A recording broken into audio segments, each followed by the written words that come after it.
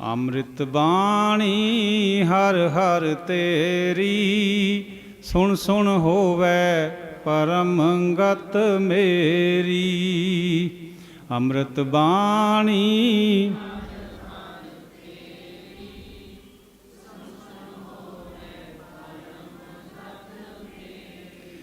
ਅੰਮ੍ਰਿਤ ਬਰਖੈ ਅਨਹਦ ਬਾਣੀ, ਮਨ ਤਨ ਅੰਤਰ ਸ਼ਾਂਤ ਸਮਾਣੀ। ਅੰਮ੍ਰਿਤ ਬਰਖੈ ਅਨਹਦ ਬਾਣੀ, ਮਨ ਤਨ ਅੰਤਰ ਸ਼ਾਂਤ ਸਮਾਣੀ। ਸਭ ਕਿਛ ਘਰ ਮੈਂ ਬਾਹਰ ਨਾਹੀ, ਬਾਹਰ ਟੋਲੇ ਸੋ ਭਰਮ ਭੁਲਾਹੀ। ਸਭ ਕਿਛ ਘਰ ਮੈਂ ਬਾਹਰ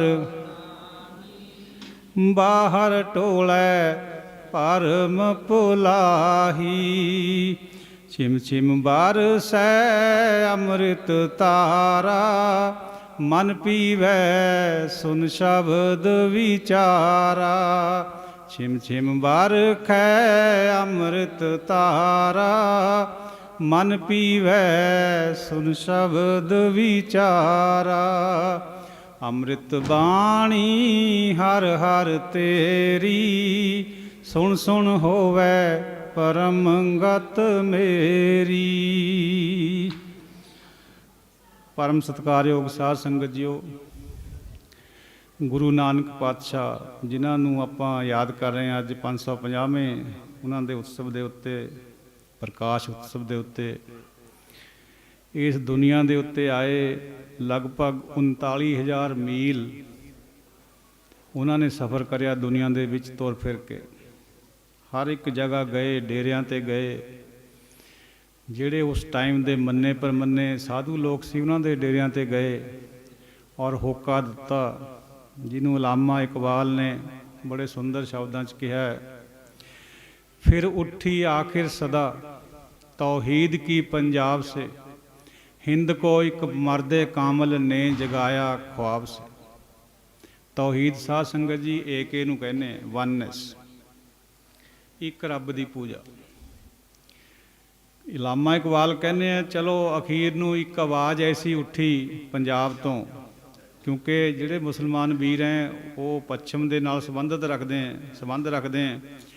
ਉਹ ਏਕੇ ਨੂੰ ਮੰਨਦੇ ਆ, ਇੱਕ ਅੱਲਾ ਨੂੰ ਮੰਨਦੇ ਆ, ਡੁਐਲਿਟੀ ਨੂੰ ਨਹੀਂ ਮੰਨਦੇ, ਦੇਵੀ ਦੇਵਤਾਵਾਦ ਨੂੰ ਉਹ ਨਹੀਂ ਮੰਨਦੇ। ਉਸੇ ਦਾ ਹਵਾਲਾ ਅਲਾਮਾ ਇਕਬਾਲ ਦੇ ਰਹੇ।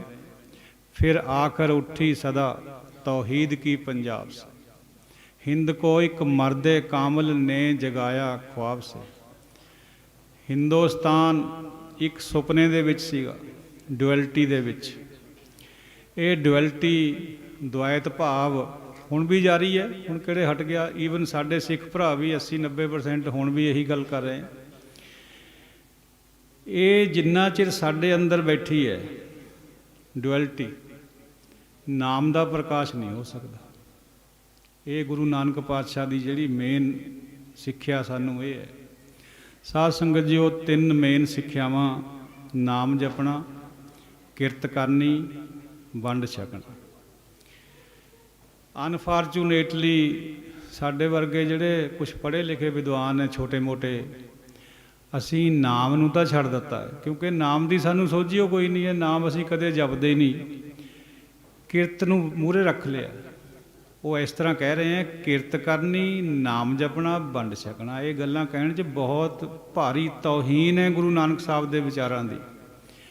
ਕਿਰਤ ਕਰਨੀ ਚੰਗੀ ਗੱਲ ਹੈ, ਬੁਰੀ ਗੱਲ ਨਹੀਂ ਹੈ। ਇਹ ਸਾਡੀ ਮੋਰਲ ਡਿਊਟੀ ਹੈ, ਇਖਲਾਕੀ ਫਰਜ਼ ਹੈ। ਪਰ ਨਾਮ ਦੀ ਕੀਮਤ ਤੇ ਨਹੀਂ ਹੈ। ਨਾਮ ਬਿਨਾ ਬਿਰਥੇ ਸਭ ਕਾਜਾ, ਸਭ ਕੁਝ ਵਿਅਰਥ ਹੈ ਜੇ ਨਾਮ ਨਹੀਂ ਹੈ। ਕਿੰਨੇ ਵੀ ਚੰਗੇ ਹੋਈਏ, ਕੁਛ ਵੀ ਕਰੀਏ, ਲੋਕਾਚਾਰੀ ਸਾਨੂੰ ਹਾਰ ਵੀ ਪੈਂਦੇ ਹੋਣ, ਲੇਕਿਨ ਜੇ ਨਾਮ ਨਹੀਂ ਪੱਲੇ ਹੈ ਤਾਂ ਕੂਕਰਾਂ ਦੇ ਸਮਾਨ ਔਰ ਗਰਦਬਾਂ ਦੇ ਸਮਾਨ ਸਾਨੂੰ ਗੁਰਬਾਣੀ ਗਰਦਾਨਦੀ। ਸੋ ਨਾਮ ਪ੍ਰੋਮੀਨੈਂਟ ਹੈ ਸਾਰੀ ਗੁਰਬਾਣੀ ਦੇ ਵਿੱਚ। ਕੋਈ ਸ਼ਬਦ ਨਹੀਂ ਐਸਾ ਜਿਹਦੇ ਵਿੱਚ ਨਾਮ ਕਿਸੇ ਨਾ ਕਿਸੇ ਰੂਪ 'ਚ ਨਹੀਂ ਆਇਆ। ਕਿਰਤ ਕਰਨੀ ਚੰਗੀ ਗੱਲ ਹੈ, ਪਰ ਕਿਰਤ ਸਿਰਫ 5-7 ਜਗ੍ਹਾ ਹੀ ਆਇਆ ਹੋਇਆ, ਜ਼ਿਆਦਾ ਨਹੀਂ ਹੈ। ਇੱਕ ਸ਼ਬਦ ਬਾਬਾ ਨਾਮਦੇਵ ਜੀ ਦਾ ਬੋਲਦੇ ਹੁੰਦੇ ਆ, ਜਿਹੜੇ ਵਿਦਵਾਨ ਲੋਕ ਹੈ, ਉਹ ਕਹਿੰਦੇ ਹੁੰਦੇ ਆ, ਨਾਮਾ ਕਹਿ ਤਲੋਚਨਾ ਮੁਖ ਤੇ ਰਾਮ ਸੰਭਾਲ, ਹਾਥ ਪਾਉ ਕਰ ਕਾਮ ਸਭ ਚੀਤ ਨਿਰੰਜਨ ਨਾਲ। ਆ ਹੱਥਾਂ ਪੈਰਾਂ ਦੀ ਗੱਲ ਨੂੰ ਤਾਂ ਮੂਹਰੇ ਕਰ ਲੈਂਦੇ ਹਾਂ, ਜਿਹੜੀ ਗੱਲ ਗੁਰਬਾਣੀ 'ਚ ਵਿਦਵਾਨ ਹੈ, ਮੋਟੇ ਤੌਰ ਪਰ, ਪ੍ਰੋਮੀਨੈਂਟ ਤੌਰ ਪਰ, ਮੁਖ ਤੇ ਰਾਮ ਸੰਭਾਲ, ਉਹ ਛੱਡ ਦਿੰਦੇ, ਕਿਉਂਕਿ ਨਾਮ ਦਾ ਅਭਿਆਸ ਨਹੀਂ ਨਾ ਕਦੇ ਕਰਦੇ। ਚਿੱਤ ਨਿਰੰਜਨ ਦੇ ਨਾਲ ਉਹ ਗੱਲ ਨੂੰ ਵੀ ਛੱਡ ਦਿੰਦੇ, ਸਿਰਫ ਕਿਰਤ ਦੀ ਗੱਲ ਫਕੜੀ ਹੋਈ ਹੈ, ਉਹ ਕਹਿਣ ਲੱਗੇ। ਸਾਧ ਸੰਗਤ ਜੀਓ, ਨਾਮ ਤੋਂ ਬਿਨਾਂ ਸਭ ਕੁਛ ਬੇਕਾਰ ਹੈ। ਇਹੀ ਫਲਸਫਾ ਹੈ ਗੁਰਬਾਣੀ ਦਾ, ਗੁਰੂ ਨਾਨਕ ਸਾਹਿਬ ਦਾ, ਅਤੇ 35 ਮਹਾਂਪੁਰਸ਼ਾਂ ਜਿਹੜੇ ਟੋਟਲ ਹੈ ਗੁਰਬਾਣੀ 'ਚ। ਨਾਮ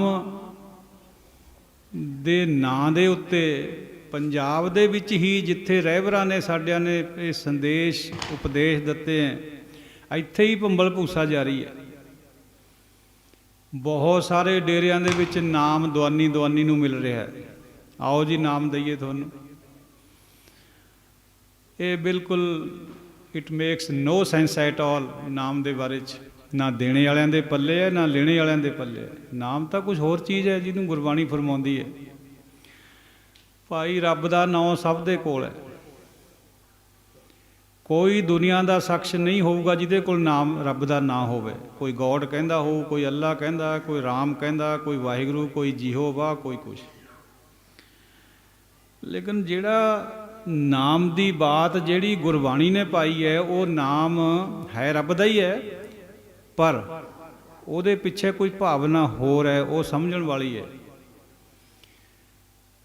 ਨਾਮ ਪੈਦਾ ਉੱਥੇ ਹੋਣਾ ਹੈ ਜਿੱਥੇ ਹਉਮੈ ਟੁੱਟ ਜਾਣੀ ਹੈ, ਔਰ ਜਿਹੜਾ ਦੂਜਾ ਭਾਵ ਹੈ ਗੁੱਲੀ ਡੰਡਾ ਮਨ ਦੇ ਵਿੱਚ, ਇਹ ਨਿਕਲਣਾ, ਜਿਹਨੂੰ ਡੁਐਲਿਟੀ ਕਿਹਾ ਗਿਆ। ਇੱਕ ਅਲਾਮਾ ਇਕਬਾਲ ਨੇ ਜਿਹਨੂੰ ਕਿਹਾ ਵੀ ਤੌਹੀਦ ਚਾਹੀਦੀ ਹੈ, ਵਨਨੈਸ ਚਾਹੀਦੀ ਹੈ, ਏਕਾ ਚਾਹੀਦਾ, ਦੁਆਇਤ ਨਹੀਂ ਚਾਹੀਦੀ। ਸਾਰੀ ਗੁਰਬਾਣੀ 'ਚ ਇਹ ਬਾਤ ਹੈ। ਇਹ ਦੋ ਚੀਜ਼ਾਂ ਅਗਰ ਸਾਡੀਆਂ ਗੁਰੂ ਸਾਹਿਬ ਕੱਢ ਦੇਣ, ਸਾਡੇ ਵੱਸ ਦੀ ਗੱਲ ਨਹੀਂ ਵੀ ਅਸੀਂ ਛੱਡ ਸਕੀਏ ਇਹਨਾਂ ਨੂੰ, ਨਹੀਂ ਛੱਡਦਾ। ਅਸੀਂ ਰੋਜ਼ ਬਾਣੀ ਸੁਣਦੇ ਹਾਂ, ਰੋਜ਼ ਕਥਾ ਕੀਰਤਨ ਸੁਣਦੇ ਹਾਂ, ਲੇਕਿਨ ਆ ਦੀਵਾਲੀ ਨੂੰ ਕਿਆ ਕਰਕੇ ਹਟੇ ਹਾਂ? ਸਾਰੇ ਮਾਰਿਓ ਆਪਣੇ ਆਪਣੇ ਅੰਦਰ ਝਾਤੀਆਂ, ਮੜੀਆਂ 'ਚ ਦੀਵੇ, ਦੇਵੀ ਦੀ ਮੂਰਤ ਬਣਾ ਕੇ ਐਜ਼ ਸੱਚ ਸਿੱਖਾਂ ਦੇ ਘਰ 'ਚ ਉਹਦੀ ਪੂਜਾ, ਲక్ష్ਮੀ ਦੀ ਪੂਜਾ, ਜਠੇਰਿਆਂ ਦੀ ਪੂਜਾ, ਪਤਾ ਨਹੀਂ ਕਿਆ ਕਿਆ। ਇਹ ਸਭ ਦੁਆਇਤ ਹੈ, ਦੂਜਾ ਭਾਵ ਹੈ। ਇੱਕ ਪਰਮਾਤਮਾ, ਇੱਕ ਗੁਰੂ, ਇਹਨਾਂ ਨੂੰ ਛੱਡ ਕੇ ਬਾਕੀ ਜੋ ਵੀ ਨਜ਼ਰ ਆਉਂਦਾ ਹੈ ਉਹ ਦੂਜਾ ਭਾਵ ਹੈ। ਕਿਆ ਜਪ, ਕਿਆ ਤਪ, ਕਿਆ ਬ੍ਰਤ ਪੂਜਾ, ਜਾਂ ਕੈ ਹਿਰਦੈ ਭਾਉ ਹੈ ਦੂਜਾ। ਜਿੰਨਾ ਚਿਰ ਇਹ ਦੂਜਾ ਭਾਵ ਅੰਦਰ ਬੈਠਾ ਹੈ, ਕੋਈ ਪੂਜਾ ਸਫਲ ਨਹੀਂ, ਕੋਈ ਜਪ ਤਪ ਸਫਲ ਨਹੀਂ ਹੈ, ਵਿਅਰਥ ਚਲਾ ਜਾਂਦਾ। ਕਿਉਂਕਿ ਦੁਆਇਤ ਵਿੱਚ ਕਰਿਆ ਹੋਇਆ ਕੋਈ ਵੀ ਕਰਮ ਖਸਮ ਛੋੜ ਦੂਜਾ ਲੱਗੇ, ਡੁੱਬੇ ਸੇ ਬਣ ਜਾ ਰਿਹਾ। ਪ੍ਰਤੱਖ ਹੁਕਮ ਹੈ ਸਾਨੂੰ ਵੀ ਜਿਹੜਾ ਦੂਜੇ ਨਾਲ ਜੁੜ ਗਿਆ ਉਹ ਡੁੱਬ ਗਿਆ, ਜਿਹੜਾ ਏਕੇ ਨਾਲ ਜੁੜ ਗਿਆ ਉਹ ਪਾਰ ਲੰਘ। ਇਹੀ ਸੰਦੇਸ਼ ਹੈ ਗੁਰੂ ਨਾਨਕ ਪਾਤਸ਼ਾਹ ਦਾ, ਜਿਹੜਾ ਮੇਨ ਹੈ ਸਾਰੀ ਬਾਣੀ ਦਾ, ਇਹੀ ਹੈ। ਦੂਜੀ ਛੋੜ ਕੁਵਾਟੜੀ ਏਕਸ ਸੌ ਚਿੱਤ ਲਾਏ। ਇਹ ਦੂਜੀ ਜਿਹੜੀ ਬਾਟ ਹੈ, ਆਹ ਦੁਆਇਤ ਵਾਲੀ, ਡੁਐਲਿਟੀ ਵਾਲੀ, ਡਾਈਕੋਟਮੀ ਵਾਲੀ, ਇਹਨੂੰ ਛੱਡ ਦਿਓ। ਛੱਡ ਕਿਵੇਂ ਹੋਵੇ? ਸਾਡੇ ਮਨ 'ਚ ਮੈਂ ਬੈਠੀ ਹੈ, ਹਉਮੈ ਬੈਠੀ ਹੈ, ਈਗੋ ਬੈਠੀ ਹੈ, ਸਾਰਾ ਕੁਛ ਈਗੋ ਦਾ ਪ੍ਰਗਟਾਵਾ ਹੋ ਰਿਹਾ। ਹਉ ਵਿੱਚ ਆਇਆ, ਹਉ ਵਿੱਚ ਗਿਆ, ਹਉ ਵਿੱਚ ਦਿੱਤਾ, ਹਉ ਵਿੱਚ ਲਿਆ, ਹਉ ਵਿੱਚ ਜੰਮਿਆ, ਹਉ ਵਿੱਚ ਮੂਆ, ਹਉ ਵਿੱਚ ਪਾਪ ਪੁੰਨ ਵਿਚਾਰ, ਹਉ ਵਿੱਚ ਨਰਕ ਸੁਰਗ ਬਦਾਰ, ਸਾਰਾ ਕੁਛ ਤਾਂ ਹਉ ਵਿੱਚ ਹੋ ਰਿਹਾ। ਜਿੰਨਾ ਚਿਰ ਇਹ ਅੰਦਰ ਬੈਠੀ ਹੈ ਸਫਲਤਾ ਨਹੀਂ ਮਿਲਦੀ ਉਸ ਏਕੇ ਨਾਲ ਏਕਾ ਹੋਣ ਦੀ। ਸੰਸਾਰ ਵਡਿਆਈ ਕਰੂਗਾ, ਸੰਸਾਰ ਤਾਂ ਦੁਆਇਤ ਵਾਲਿਆਂ ਦੀ ਜ਼ਿਆਦਾ ਵਡਿਆਈ ਕਰਦਾ, ਸਗੋਂ ਬੜੇ ਫੁੱਲ ਗਿਰਦੇ ਆ ਉੱਪਰ। ਪਤਾ ਉਦੋਂ ਲੱਗਦਾ ਜਦ ਬੱਟਾ ਪਿੱਛੇ ਪੈਂਦਾ ਦਰਗਾਹ ਦੇ ਵਿੱਚ, ਮਾਣ ਦਾ, ਇੱਜ਼ਤ ਦਾ, ਬਈ ਹੁਣ ਦੱਸ ਭਲਿਆ ਲੋਕਾਂ ਵੀ ਕਿਹਾ ਹੈ। ਸਾਨੂੰ ਗੁਰਬਾਣੀ ਦੀਆਂ ਤੁਕਾਂ ਪੜ੍ਹ ਕੇ, ਸੁਣ ਕੇ, ਕਿਉਂਕਿ ਮਨ ਵਿੱਚ ਦੁਆਇਤ ਹੈ, ਮਨ ਵਿੱਚ ਡੁਐਲਿਟੀ ਹੈ, ਅਸੀਂ ਉਹਨੂੰ ਵੀ ਉਸੇ ਰੰਗਤ ਵਿੱਚ ਦੇਖ ਰਹੇ ਹਾਂ। ਇੱਕ ਤੁਕ ਆਉਂਦੀ ਹੈ ਗੁਰੂ ਮਹਾਰਾਜ ਵਿੱਚ, ਪੁੰਨਦਾਨ ਜੋ ਬੀਜਦੇ ਸਭ ਧਰਮ ਰਾਏ ਕਹਿ ਜਾਈ। ਇਹੀ ਸਮਝਿਆ ਜਾਂਦਾ ਵੀ ਜਿਹੜਾ ਅਸੀਂ ਪੁੰਨਦਾਨ ਬੀਜ ਰਹੇ ਹਾਂ ਇਹ ਸਾਡਾ ਅੱਗੇ ਸਫਲ ਹੋਊਗਾ ਧਰਮਰਾਜ ਕੋਲ। ਉਹ ਨਹੀਂ ਭਾਈ, ਇਹਦਾ ਮਤਲਬ ਬਹੁਤ ਡੂੰਘੇਰਾ। ਧਰਮਰਾਜ ਕੋਲ ਕੌਣ ਜਾਂਦਾ ਹੈ? ਅਸੀਂ ਤ੍ਰੈਗੁਣੀ ਜੀਵ ਡੰਡੇ ਖਾਣ ਖਾਤਰ, ਸਜ਼ਾ ਲਾਉਣ ਖਾਤਰ। ਸੰਤ ਲੋਕ ਨਹੀਂ ਜਾਂਦੇ ਧਰਮਰਾਜ ਕੋਲ। ਧਰਮਰਾਜ ਝਾਕ ਵੀ ਨਹੀਂ ਸਕਦਾ ਉਹਨਾਂ ਵੱਲ ਨੂੰ। ਧਰਮ ਰਾਏ ਦਰ ਕਾਗਦ ਫਾਰੇ ਜਨ ਨਾਨਕ ਲੇਖਾ ਸਮਝਾ। ਉਹਨਾਂ ਦੇ ਤਾਂ ਕਾਗਜ਼ੇ ਪੜ੍ਹੇ ਜਾਂਦੇ, ਉਹਨਾਂ ਦਾ ਕੁਝ ਨਹੀਂ ਲਿਖ ਸਕਦਾ ਧਰਮਰਾਜ, ਨਾ ਉਹਦੇ ਦੂਤ ਲਿਖ ਸਕਦੇ। ਅਸੀਂ ਜਾਂਦੇ ਧਰਮਰਾਜ ਕੋਲ ਡੰਡੇ ਖਾਣ ਖਾਤਰ। ਪਟਾ ਚੜ੍ਹਦਾ ਉੱਥੇ ਫਿਰ ਸਾਡੇ ਪਰ, ਜਿਹੜੇ ਅਸੀਂ ਸਮਝਦੇ ਹੁੰਦੇ ਅਸੀਂ ਬੜੇ ਪੁੰਨੀ ਹੈ, ਅਸੀਂ ਦਾਨ ਹੈ ਕਰਦੇ ਹਾਂ, ਅਸੀਂ ਬੜੇ ਚੰਗੇ ਹੈ। ਆਹੀ ਤਾਂ ਹੋਮ ਹੈ, ਇਹੀ ਤਾਂ ਈਗੋ ਹੈ, ਇਹੀ ਕੱਢਣੀ। ਪਰ ਬਹੁਤ ਮੁਸ਼ਕਿਲ ਹੈ, ਸਾਡੇ ਵੱਸ ਦੀ ਗੱਲ ਵੀ ਨਹੀਂ। ਅਸੀਂ ਕਰੀਏ ਵੀ ਕਿਹਾ, ਕਿਰਮ ਜਨਤਾ ਹੈ ਸਾਡੀ, ਮੈਂ ਕਿੱਕਣ ਟੁੱਟਿਆ ਗੁਰੂ ਤੋੜ ਸਕਦਾ। ਪਰ ਗੁਰੂ ਤਾਂ ਤੋੜੂਗਾ ਜੇ ਅਸੀਂ ਇੱਕ ਕਦਮ ਇੱਧਰ ਨੂੰ ਪੱਟਾਂਗੇ। ਕਈ ਦਫਾ ਇਸ ਤਰ੍ਹਾਂ ਦੇ ਵਿਚਾਰ ਸੰਗਤ ਵਿੱਚ ਆ ਜਾਂਦੇ ਲਾਈਟ ਮੂਡ ਵਿੱਚ। ਇੱਕ ਵਾਰ ਇੱਕ ਫੌਜੀ ਸਾਹਿਬ ਸੀ ਸਾਡੇ ਪਿੰਡ ਦਾ, ਹੁਣ ਨਹੀਂ ਹੈ ਉਹ, ਮੈਨੂੰ ਕਹਿੰਦਾ ਜੀ ਤੁਸੀਂ ਤਾਂ ਜਿਹੜੇ ਗਿਆਨੀ ਹੈ ਪੜ੍ਹਦੇ ਵਾਲੇ ਮਹਾਰਾਜ ਨੂੰ ਵੀ ਤੁਸੀਂ ਤਾਂ ਬਹੁਤ ਗਲਤ ਬੋਲਦੇ, ਝੂਠ ਬੋਲਦੇ। ਮੈਂ ਕਿਹਾ ਜੀ ਕਿਆ ਗੱਲ ਹੋ ਗਈ ਅੱਜ, ਕਿਆ ਮਾਜਰਾ ਫੌਜੀ ਸਾਹਿਬ, ਇੰਨੇ ਉੱਚੇ ਕਾਹਤੇ ਚੜ੍ਹੇ ਹੋਏ ਹੈ? ਕਹਿੰਦਾ ਜੀ ਤੁਸੀਂ ਕਹਿੰਦੇ ਵੀ ਇੱਕ ਕਦਮ ਜਿਹੜਾ ਉੱਧਰ ਨੂੰ ਚੱਲਦਾ ਹੈ, ਰੱਬ ਉਹਦੇ ਕੰਨੀ ਕਰੋੜ ਕਦਮ ਆਉਂਦਾ ਹੈ। ਚਰਨ ਸਰਨ ਗੁਰੇਕ ਪਿੰਡਾ ਜਾਏ ਚੱਲ ਕੇ, ਤੇ ਸੁਣ ਲਿਆ ਉਹਨੇ, ਅਨਪੜ੍ਹ ਸੀ ਵੈਸੇ ਵਿਚਾਰਾ। ਕਹਿੰਦਾ ਅਸੀਂ ਤਾਂ ਸਵੇਰ ਤੇ ਸ਼ਾਮ ਤੇ 2-3 ਵਾਰ ਗੁਰਦੁਆਰੇ ਜਾਂਦੇ, ਕਿੰਨੀ ਵਾਰ ਜਾਂਦੇ, ਕਿੰਨੇ ਕਦਮ ਜਾਂਦੇ ਆ, ਵੀ ਸਾਡੇ ਕੋਲ ਤਾਂ ਆਉਂਦਾ ਨਹੀਂ ਹੈ। ਇਹ ਗੁਰਬਾਣੀ ਨੂੰ ਬਹੁਤ ਉੱਪਰੋਂ ਪੇਤਲਾਪਣ ਅਰਥ ਕਰਨ ਵਾਲੀ ਗੱਲ ਹੈ। ਸਾਰੀ ਬਾਣੀ ਬੜੀ ਗੁੱਝੀ ਹੈ, ਗੋਹਜ ਹੈ, ਇਹਦੇ ਅੰਦਰ ਗੱਲ ਹੋਰ ਹੈ, ਅੱਖਰ ਹੋਰ ਕੁਛ ਕਹਿੰਦੇ। ਮੈਂ ਕਿਹਾ ਫੌਜੀ ਸਾਹਿਬ ਇੱਕਣ ਨਹੀਂ ਹੈ, ਅਸੀਂ ਇੱਕ ਕਦਮ ਅੱਜ ਤਾਈਂ ਪੱਟਿਆ ਹੀ ਨਹੀਂ ਹੈ ਇੱਧਰ ਨੂੰ। ਜਿੱਦਣ ਇੱਕ ਕਦਮ ਪੱਟ ਲਿਆ ਜਾਂ ਇੱਕ ਅੱਖ ਦੇ ਝਪੱਕੇ ਜਿੰਨੇ ਵਾਸਤੇ ਸਾਡੇ ਕੋਲ ਸਾਡੀ ਮੈਂ ਟੁੱਟ ਗਈ, ਜਾਂ ਦੂਜੇ ਸ਼ਬਦਾਂ 'ਚ ਨਾਮ ਆ ਗਿਆ, ਮੁੜ ਕੇ ਸਾਰੀ ਜ਼ਿੰਦਗੀ ਨਹੀਂ ਜਾਊਗਾ। ਆਹ ਮਤਲਬ ਹੈ ਉਹਦਾ। ਗੁਰਬਾਣੀ ਦੀ ਜਿਹੜੀ ਬਾਤ ਹੈ, ਗੁਰੂ ਨਾਨਕ ਪਾਤਸ਼ਾਹ ਦੀ ਜਿਹੜੀ ਬਾਤ ਹੈ, ਬਾਕੀ ਮਹਾਂਪੁਰਸ਼ਾਂ ਦੀ ਜਿਹੜੇ ਗੁਰਬਾਣੀ 'ਚ ਬਿਰਾਜਮਾਨ ਹੈ ਉਹਨਾਂ ਦੀ ਜਿਹੜੀ ਬਾਤ ਹੈ, ਉਹਨੂੰ ਸਮਝਣਾ ਕਮ ਸੇ ਕਮ ਸਾਡੀ ਬੁੱਧੀ 'ਚ ਨਹੀਂ ਆਉਂਦਾ। ਕਿਉਂਕਿ ਸਾਡੀ ਬੁੱਧੀ ਹੈ ਤ੍ਰੈ ਗੁਣਾਂ 'ਚ। ਇਹ ਬਾਤ ਪਾਈ ਹੋਈ ਹੈ ਚੌਥੇ ਪਦ ਵਿੱਚ ਔਰ ਪਰਮ ਪਦ ਵਿੱਚ। ਕੁਛ ਬਾਣੀ ਚੌਥੇ ਪਦ 'ਚ ਉਚਾਰੀ ਹੋਈ ਹੈ, ਕੁਛ ਪਰਮ ਪਦ ਵਿੱਚ। ਤਾਂ ਉਹਦੀ ਸਮਝ ਸਾਨੂੰ ਹੁੰਦੀ ਨਹੀਂ। ਅਸੀਂ ਉਹਨੂੰ ਆਪਣੀ ਬੁੱਧੀ ਦੇ ਨਾਲ ਅੰਕਣ, ਉਹਦਾ ਮੁਲਾਂਕਣ ਕਰਦੇ ਵੀ ਗੁਰਬਾਣੀ ਇੱਦਾਂ ਕਹਿੰਦੀ ਹੈ, ਉੱਦਾਂ ਕਹਿੰਦੀ ਉਹ ਨਹੀਂ ਹੁੰਦੀ ਗੁਰਬਾਣੀ। ਗਲਤਫਹਿਮੀ ਹੁੰਦੀ ਹੈ ਸਾਡੀ ਉਹ। ਜਿਵੇਂ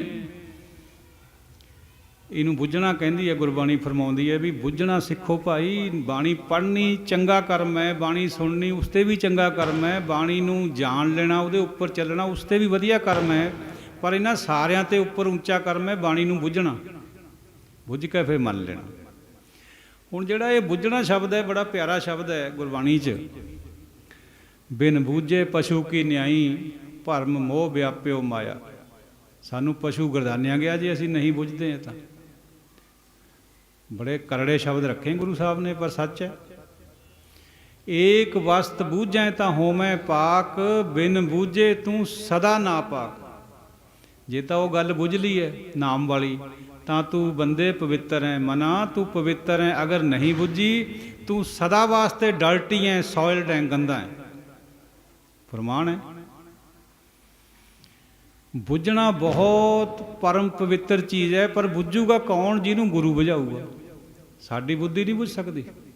ਸੁਣ ਸਕਦੀ ਹੈ, ਦਲੀਲਾਂ ਘੜ ਸਕਦੀ ਹੈ, ਕਥਾ ਕੀਰਤਨ ਵੀ ਕਰ ਸਕਦੀ ਹੈ, ਹਾਲਾਂਕਿ ਬੜਾ ਉੱਤਮ ਕਾਰਜ ਹੈ ਕਥਾ ਕੀਰਤਨ, ਲੇਕਿਨ ਬੁੱਝਦੀ ਨਹੀਂ ਹੈ। ਬੁੱਝਣਾ ਬਹੁਤ ਉੱਚੀ ਗੱਲ ਹੈ। ਜੇ ਗੁਰੂ ਮਹਾਰਾਜ ਬਖਸ਼ੇ, ਸਾਡੀ ਹਉਮੈ ਨੂੰ ਤੋੜ ਦੇਵੇ, ਸਾਡੇ ਅੰਦਰੋਂ ਦੁਆਇਤ ਕੱਢ ਦੇਵੇ, ਫੇਰ ਬੁੱਝਣਾ ਆ ਸਕਦਾ। ਸਪਸ਼ਟ ਫਰਮਾਨ ਹੈ ਗੁਰਬਾਣੀ ਦੇ ਵਿੱਚ ਬਈ ਜੋ ਕੁਛ ਅੱਖਰ ਕਹਿ ਰਹੇ ਹੈ, ਅੱਖਰਾਂ ਮਾਹੇ ਵਖਾਣੀ ਹੈ, ਬਿਰਲਾ ਤਾਂ ਬੁੱਝੇ ਕੋ। ਵਖਾਣਿਆ ਹੋਇਆ ਤਾਂ ਅੱਖਰਾਂ ਦੇ ਵਿੱਚ ਹੈ, ਸਾਰੀ ਬਾਣੀ ਅੱਖਰਾਂ ਵਿੱਚ ਹੈ, ਪਰ ਬੁੱਝਦਾ ਬਿਰਲਾ ਤਾਂ ਬੁੱਝੇ ਕੋਈ। ਕੋਈ ਮਹਾਂਪੁਰਸ਼ ਬੁੱਝਦਾ ਬਾਣੀ ਨੂੰ, ਨਹੀਂ ਬੁੱਝਦਾ ਕੋਈ। ਹਾਲਾਂਕਿ ਨੇਕ ਕਰਮ ਹੈ ਪੜ੍ਹਨਾ ਸੁਣਨਾ। ਨਾਲ ਇਹ ਵੀ ਕਹਿ ਦਿੱਤਾ ਵੀ ਭਾਈ ਜੇ ਤੁਸੀਂ ਫਿਰ ਸੰਸਾਰੀ ਰੀਤੇ ਕਰੀ, ਨਹੀਂ ਬੀਬਾ, ਜੇ ਤੁਸੀਂ ਸੰਸਾਰੀ ਰੀਤੇ ਕਰਨੀ ਹੈ फिर देख लो क्या वचन है, पढ़ना गुणना संसार की कार है, अंदर तृष्णा विकार, हौमे विच सब पढ़ थके, दूजे पाए होए बेकार, दूजे पाए होए खुआर। पढ़ने नाल भेद नहीं आउंदा, गुरबाणी दा फरमान है, पढ़िया नहीं भेद बुझिया पावना, गल बुझण नाल बननी। भावें साडी समझ तो ये ऊंचियां गल्लां है, पर है तो एकने है, क्योंकि बाणी है वो चौथे पद चो आई हुई है। असीं अपनी बुद्धि नाल अखरां दे अर्थ कर लैने, जिवें प्रेम दा शब्द है, प्रेम चौथे पद दा शब्द है, असीं अपने नाल जोड़िया होया संसार ने। मैनूं जी बड़ा प्रेम है तेरे नाल, एक भोरा भी नहीं हुंदा प्रेम, दे ले हुंदी है, तू मैनूं आ दई मैं तैनूं ਉਹ दे दूंगा, इहनूं ਇਹ प्रेम कही जाने असीं। इस तरह ही विवेक है, विवेक ਗਿਆਨ ਨੂੰ ਸੰਸਾਰ ਕਹਿੰਦਾ ਹੈ, ਗੁਰਬਾਣੀ ਦਾ ਵਿਵੇਕ ਹੋਰ ਹੈ। ਜਿਹੜਾ ਗਿਆਨ ਤਰਾਸ਼ਿਆ ਜਾਂਦਾ ਗੁਰੂ ਦੁਆਰਾ, ਆ ਜਿਹੜਾ ਸਿਰ ਦਾ ਬੋਝ ਹੈ ਸਾਡਾ, ਬੜੇ ਬੜੇ ਗ੍ਰੰਥ ਪੜ੍ਹ ਲਏ ਦੁਨੀਆ ਦੇ, ਬੜੀਆਂ ਬੜੀਆਂ ਕੈਮਿਸਟਰੀ ਦੀ PhD ਕਰ ਲਈ, ਫਿਜ਼ਿਕਸ ਦੀ ਕਰ ਲਈ, ਹੋਰ ਬਾਇਓਲੋਜੀ ਪੜ੍ਹ ਲਈ, ਸਾਇੰਸ ਪੜ੍ਹ ਲਈ, ਹਿਸਟਰੀ ਪੜ੍ਹ ਲਈ, ਇਹ ਸਿਰ ਦਾ ਬੋਝ ਹੈ ਸਾਰੇ। ਇਹਨੂੰ ਅਗਰ ਗੁਰੂ ਸਾਡਾ ਤਰਾਸ਼ ਦੇਵੇ, ਗੁਰੂ ਜੀ ਮਿਹਰ ਕਰ ਦੇਣ ਸਾਡੇ ਉੱਤੇ, ਇਹਦੇ ਵਿੱਚੋਂ ਸਾਡੀ ਮੈਂ ਨੂੰ ਨਿਗੇਟ ਕਰ ਦੇਵੇ, ਫਿਰ ਇਹੀ ਗਿਆਨ ਵਿਵੇਕ ਬਣ ਜਾਂਦਾ। ਸਾਰੀ ਗੁਰਬਾਣੀ ਸਾਨੂੰ ਹਉਮੈ ਦੇ ਆਲੇ ਦੁਆਲੇ ਘੁਮਾਉਂਦੀ ਹੈ ਔਰ ਨਾਮ ਦੀ ਪਰਿਕਰਮਾ ਕਰਾਉਂਦੀ ਹੈ। ਮਾਣ ਨਾਮ, ਅੱਖਰਾਂ ਦਾ ਉਲਟਾਓ ਹੈ, ਮੰਮੇ ਨੂੰ ਕੰਨਾ ਨੰਨਾ ਮਾਨ, ਨੰਨੇ ਨੂੰ ਕੰਨਾ ਮੰਮਾ ਮਾਨ। ਜਾਂ ਮਾਨ ਰਹੂਗਾ ਹਿਰਦੇ ਵਿੱਚ ਜਾਂ ਨਾਮ ਰਹੂਗਾ, ਦੋਵਾਂ ਚੋਂ ਇੱਕ ਨੇ ਰਹਿਣਾ, ਦੋ ਨਹੀਂ ਰਹਿ ਸਕਦੇ। ਹਉਮੈ ਨਾਵੈ ਨਾਲ ਵਿਰੋਧ ਹੈ, ਦੋਏ ਨਾ ਵਸੈ ਇੱਕ ਠਾਈ। ਭਾਵੇਂ ਸਾਨੂੰ ਕੁਛ ਕੌੜੀਆਂ ਵੀ ਲੱਗਣ ਇਹ ਗੱਲਾਂ, ਪਰ ਹੈ ਉਹ ਸੱਚ ਹੈ ਗੁਰਬਾਣੀ ਦਾ, ਇਹਨੂੰ ਆਪਾਂ ਕਰੂੰਗੇ ਵੀ ਕਿਆ, ਮੰਨਣਾ ਹੀ ਪਊਗੀ ਗੱਲ। ਜਾਂ ਸਾਡੇ ਅੰਦਰ ਹਉਮੈ ਰਹੂਗੀ ਜਾਂ ਨਾਮ ਰਹੂਗਾ। ਹੁਣ ਕਿਆ ਅੰਦਰ ਬੈਠੀ ਹੈ ਇਹ ਆਪ ਜੀ ਵਿਚਾਰ ਲਿਓ। ਐਟਲੀਸਟ ਆਈ ਐਡਮਿਟ ਬਈ ਅਸੀਂ ਮੈਂ ਤਾਂ ਭਰਿਆ ਪਿਆ ਹਉਮੈ ਦਾ, ਇਹ ਤਾਂ ਗੱਲ ਮੰਨਣੀ ਓ ਪਊਗੀ ਸਾਨੂੰ। ਨਹੀਂ ਮੰਨੂਗੇ ਤਾਂ ਫਿਰ ਅਸੀਂ ਗੁਰੂ ਦੀ ਤੋਂ ਦੂਰੀ ਹੈ ਸਾਡੀ।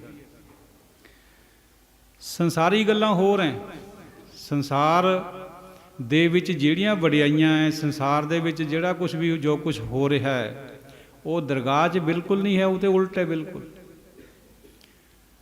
ਇੱਥੇ ਤਾਂ ਇੱਕ ਕੋਈ ਚੀਫ ਮਿਨਿਸਟਰ ਹੋਵੇ, ਪ੍ਰਾਈਮ ਮਿਨਿਸਟਰ ਹੋਵੇ ਜਾਂ ਕੋਈ MLA ਹੀ ਹੋਵੇ, ਉਹ ਵੀ ਜਗ੍ਹਾ ਜਗ੍ਹਾ ਉਹਦੀ ਬੜੀ ਸ਼ੋਭਾ ਹੁੰਦੀ ਹੈ, ਲਾਏ ਜਾਂਦੇ ਹੈ ਦੁਆਰ ਔਰ ਫੁੱਲਾਂ ਨਾਲ ਸਜਾਵਟਾਂ ਕਰੀਆਂ ਜਾਂਦੀਆਂ ਉਹਦੇ ਖਾਤਰ। ਦਰਗਾਹ ਵਿੱਚ ਪੌਲੀਆਂ ਪੈਂਦੀਆਂ ਵੀ ਆ ਜਾ ਆ ਜਾ, ਆਪਣਾ ਨਾਮ ਜਪਾ ਕੇ ਆਇਆ ਨਾ, ਮੈਨੂੰ ਭੁੱਲ ਕੇ ਆ ਜਾ। ਫਿਰ ਧਰਮਰਾਜ ਨੂੰ ਹੁਕਮ ਹੁੰਦਾ ਵੀ ਪਾਓ ਲੰਬਾ, ਫਿਰ ਇਹਨੂੰ ਇਹਦੀਆਂ ਵਡਿਆਈਆਂ ਕਰੀਏ। ਬਿਲਕੁਲ ਸੱਚੋ ਸੱਚ ਹੈ। ਤੋ ਸਾਧ ਸੰਗਤ ਜੀਓ, ਇਹ ਜਿਹੜੇ ਪੁੰਨ ਦਾਨ ਜਪ ਤਪ ਜਤ ਸਤ ਜੋ ਜਿਨ੍ਹਾਂ ਵਿੱਚ ਸੰਸਾਰ ਫਸਿਆ ਪਿਆ ਹੈ, ਇਹ ਦੂਜਾ ਭਉ ਹੈ, ਤਿੰਨਾਂ ਗੁਣਾਂ 'ਚ ਹੁੰਦਾ ਹੈ, ਏਕੇ 'ਚ ਨਹੀਂ ਹੁੰਦਾ। ਏਕੇ ਵਾਲਾ ਬੰਦਾ ਇਹਨਾਂ ਤੇ ਉੱਪਰ ਨਿਕਲ ਜਾਂਦਾ ਹੈ। ਇੱਕ ਗੁਰਬਾਣੀ ਦੇ ਅਨੁਸਾਰ ਮਹਾਂਪੁਰਸ਼ਾਂ ਦਾ ਕਥਨ ਹੈ ਵੀ ਦੁਨੀਆ ਦੇ ਵਿੱਚ 1.5 ਪੁੰਨ ਹੈ, 1.5 ਪਾਪ ਹੈ। ਤੁਸੀਂ ਕਹੋਗੇ ਵੀ ਹੈ ਇੰਨੇ ਪਾਪ ਹੈ, ਇੰਨੇ ਪੁੰਨ ਹੈ। ਨਹੀਂ ਸਾਧ ਸੰਗਤ ਜੀਓ, ਇਹ ਗੱਲ ਉਪਨਿਸ਼ਦਾਂ ਵਿੱਚ ਵੀ ਆਉਂਦੀ ਹੈ ਵੀ 1.5 ਪਾਪ ਹੈ, 1.5 ਪੁੰਨ ਹੈ। 1.5 ਪੁੰਨ ਕਿਹੜਾ ਹੈ? ਪ੍ਰਭੂ ਦਾ ਨਾਮ ਜਪਣਾ ਇੱਕ ਪੁੰਨ ਹੈ। ਬਾਕੀ ਜਿੰਨੇ ਵੀ ਪੁੰਨ ਆਪਾਂ ਕਰਦੇ ਹਾਂ ਸੁਬਾਹ ਤੇ ਸ਼ਾਮ ਤਾਈਂ ਅੱਧਾ ਨੰਬਰ ਹੈ ਉਹਨਾਂ ਦਾ, ਨਾਮ ਜਪਣੇ ਦਾ ਏਕਾ ਹੈ। ਹੁਣ ਪਾਪ ਕਿਹੜੇ ਹੈ? 1.5। ਰੱਬ ਦਾ ਨਾਮ ਜਪਣਾ ਸਭ ਤੋਂ ਵੱਡਾ ਪਾਪ ਹੈ। ਅਸੀਂ ਭਾਵੇਂ ਜੋ ਮਰਜ਼ੀ ਸਮਝੀਏ, ਉਹ ਸਾਡੀ ਸੋਚ ਹੈ, ਕਿਉਂਕਿ ਸਾਨੂੰ ਪਿਛਲੀ ਸਭਿਅਤਾ ਜਿਹੜੀ ਪੰਡਤਾਣੀ ਹੈ ਉਹਦੇ ਵਿੱਚੋਂ ਮਿਲੀਆਂ ਵੀਆਂ ਗੱਲਾਂ ਹੈ ਵੀ ਇਹ ਪਾਪ ਹੈ। ਗੁਰਬਾਣੀ ਅਨੁਸਾਰ ਪ੍ਰਭੂ ਦਾ ਨਾਮ ਨਾ ਜਪਣਾ ਸਭ ਤੋਂ ਵੱਡਾ ਪਾਪ ਹੈ। ਔਰ ਜਿੰਨੇ ਵੀ ਆਪਾਂ ਬਾਕੀ ਪਾਪ ਕਰਦੇ ਹਾਂ ਉਹਨਾਂ ਦਾ ਅੱਧਾ ਨੰਬਰ ਹੈ ਸਿਰਫ। ਸੱਚੋ ਸੱਚ ਹੈ ਗੁਰਬਾਣੀ ਦਾ। ਤੋ ਜਿਹੜਾ ਨਾਮ ਦੀ ਬਾਤ ਗੁਰਬਾਣੀ 'ਚ ਪਾਈ ਹੋਈ ਹੈ, ਸਰਬ ਰੋਗ ਕਾ ਔਖਦ ਨਾਮ, ਫਿਰ ਭ੍ਰਾਂਤੀ ਕਿੱਥੇ ਪੈਦਾ ਹੁੰਦੀ ਮਨਾਂ 'ਚ? ਦੇਖੋ, ਕਰਦੇ ਹਾਂ ਆਪਾਂ ਗੁਰੂ ਨਾਨਕ ਸਾਹਿਬ ਨੂੰ ਯਾਦ ਹੈ, ਕਿਉਂਕਿ ਉਹਨਾਂ ਨੇ ਨਾਮ ਦਾ ਉਪਦੇਸ਼ ਦਿੱਤਾ, ਇਸੇ ਕਰਕੇ ਨਾਮ ਦੀ ਵਿਚਾਰ ਆ ਰਹੀ ਹੈ। कोई भीड़ पै गई संसारी, कोई दुख आ गया, कोई बच्चा ढिला हो गया, कोई डंगर बीमार हो गया, ਆਪਾਂ बहुत जोर लाने फिर वाहिगुरू वाहिगुरू राम राम अल्लाह अल्लाह। वो नहीं बजदा, क्योंकि जो हुक्म है वो होना ही होना, असीं उहनूं टाल नहीं सकते। साडी अपनी कल्पना हुंदी है भी शायद टल जाए, नहीं टलना, जिहड़ा उहदा हुक्म है वो हुंदा है। झज्जा झूर मरो क्या प्राणी, जो कुछ देना सो दे रहा, जो उहदा हुक्म है उन्हें ले जाना है तो ले जाना। तो जिहड़ा साडा झूरना है ये त्रै गुणा करके है। हुक्म ਉਹਦਾ ਵਰਤਣਾ ਹੈ ਅਟੱਲ, ਕੋਈ ਉਹਨੂੰ ਟਾਲ ਨਹੀਂ ਸਕਦਾ। ਆਪਾਂ ਮੰਗ ਸਕਦੇ ਹਾਂ ਆਪਣੇ ਬਾਪ ਤੋਂ, ਗੁਰੂ ਤੋਂ, ਸਾਡਾ ਬਾਪ ਹੈ ਪਰਮੇਸ਼ਰ, ਸਾਡੀ ਮਾਂ ਵੀ ਹੈ, ਸਾਡਾ ਪਿਤਾ ਵੀ ਹੈ, ਸਾਡਾ ਭਰਾ ਵੀ ਹੈ, ਸਾਡਾ ਮਿੱਤਰ ਵੀ ਹੈ। ਇਹਨੂੰ ਮਾਧੁਰਜ ਭਾਵ ਕਹਿੰਦੇ ਸੰਸਕ੍ਰਿਤ ਵਿੱਚ। ਹੋਰ ਕੋਈ ਵੀ ਜਾਂ ਬੰਦਾ ਹੋ ਜਾਂ ਮਾਂ ਹੋ ਜਾਂ ਬਾਪ ਹੋ, दो नहीं हो सकते, पर गुरु साहब वास्ते और परमात्मा खातर ये शब्द आता है। माधुर्य भाव है, वो सब कुछ ही है। गुरु बच्चा भी है, चौंक्यो ना। जब दिल्ली गए ना गुरु पातशाह 8वें गुरु हरकृष्ण जी, तो उस राणी की गोदी च बैठ गए सीगे। पछाण हो गई सी राणी नूं, जदों कहंदी सी ना भी जे गुरु होवे तां मैनूं पछाणे, बेपछाण होके बैठी सी। वो गोदी च बह के जाके माँ कह के, जदे समझ आ गई उन्होंने भी ये असली गुरु है। सो गुरु दे सब रूप हैं, सब जगह वही है। गुरु तो खाली कोई जगह नहीं है, परमात्मा तो खाली कोई जगह नहीं है। शब्द गुरु सुरत धुन चेला। सिद्धा ने सवाल पूछा सी, तेरा कवन गुरु जिसका तू चेला। हुण ये जिहड़ा शब्द है ये बहुअखरी बहुअर्थी शब्द है। शब्द तो भाव गुरबाणी भी है, शब्द तो भाव परमात्मा भी है गुरबाणी च। हुणे दास आप नाल विचार करूँगा तो शब्द तो भाव बोली बाणी भी है। देखो मैत्री उपनिषद है एक, उहदे विच जिक्र आउंदा भी परमात्मा दे ब्रह्म दे दो रूप हैं, एक शब्द ब्रह्म है, एक अशब्द ब्रह्म है। अशब्द ब्रह्म है निर्गुण और सरगुण दोनों रूप उहदे। शब्द ब्रह्म है गुरबाणी, परमात्मा का रूप है। पोथी परमेश्वर का थान। जिन्ना भी शब्द है सारा ही परमात्मा रूप है, खुद परमात्मा है। तो जिहड़ा शब्द गुरु है उत्थे जिक्र बाणी का भी है, परमात्मा साडा गुरु भी है। आद अंत एक है अवतारा, सोई गुरु समझियो हमारा। गुरु का कंसैप्ट जिन्होंने समझ आ गया गुरबाणी च, वो निहाले निहाल है, नहीं समझ आता। शरीर विच भी गुरु वरते हैं, वो शरीर मुतबारक हो गए, पवित्र हो गए, जिथे अंदर नाम चले और विवेक आ गया। कबीर जी ने विवेक नूं गुरु कह दिता इसे करके। कहो कबीर मैं सो गुर पाया, जां का नाम विवेको। तो गुरु जिहड़ा है पदवी है गुरु दी, वो विवेक है, नाम है। जिथे जिथे भी वो आ गया अंदर प्रगट हो गया, वो पवित्र ही पवित्र है, शरीर पूजनीक बन जाता। तो परमात्मा भी गुरु है,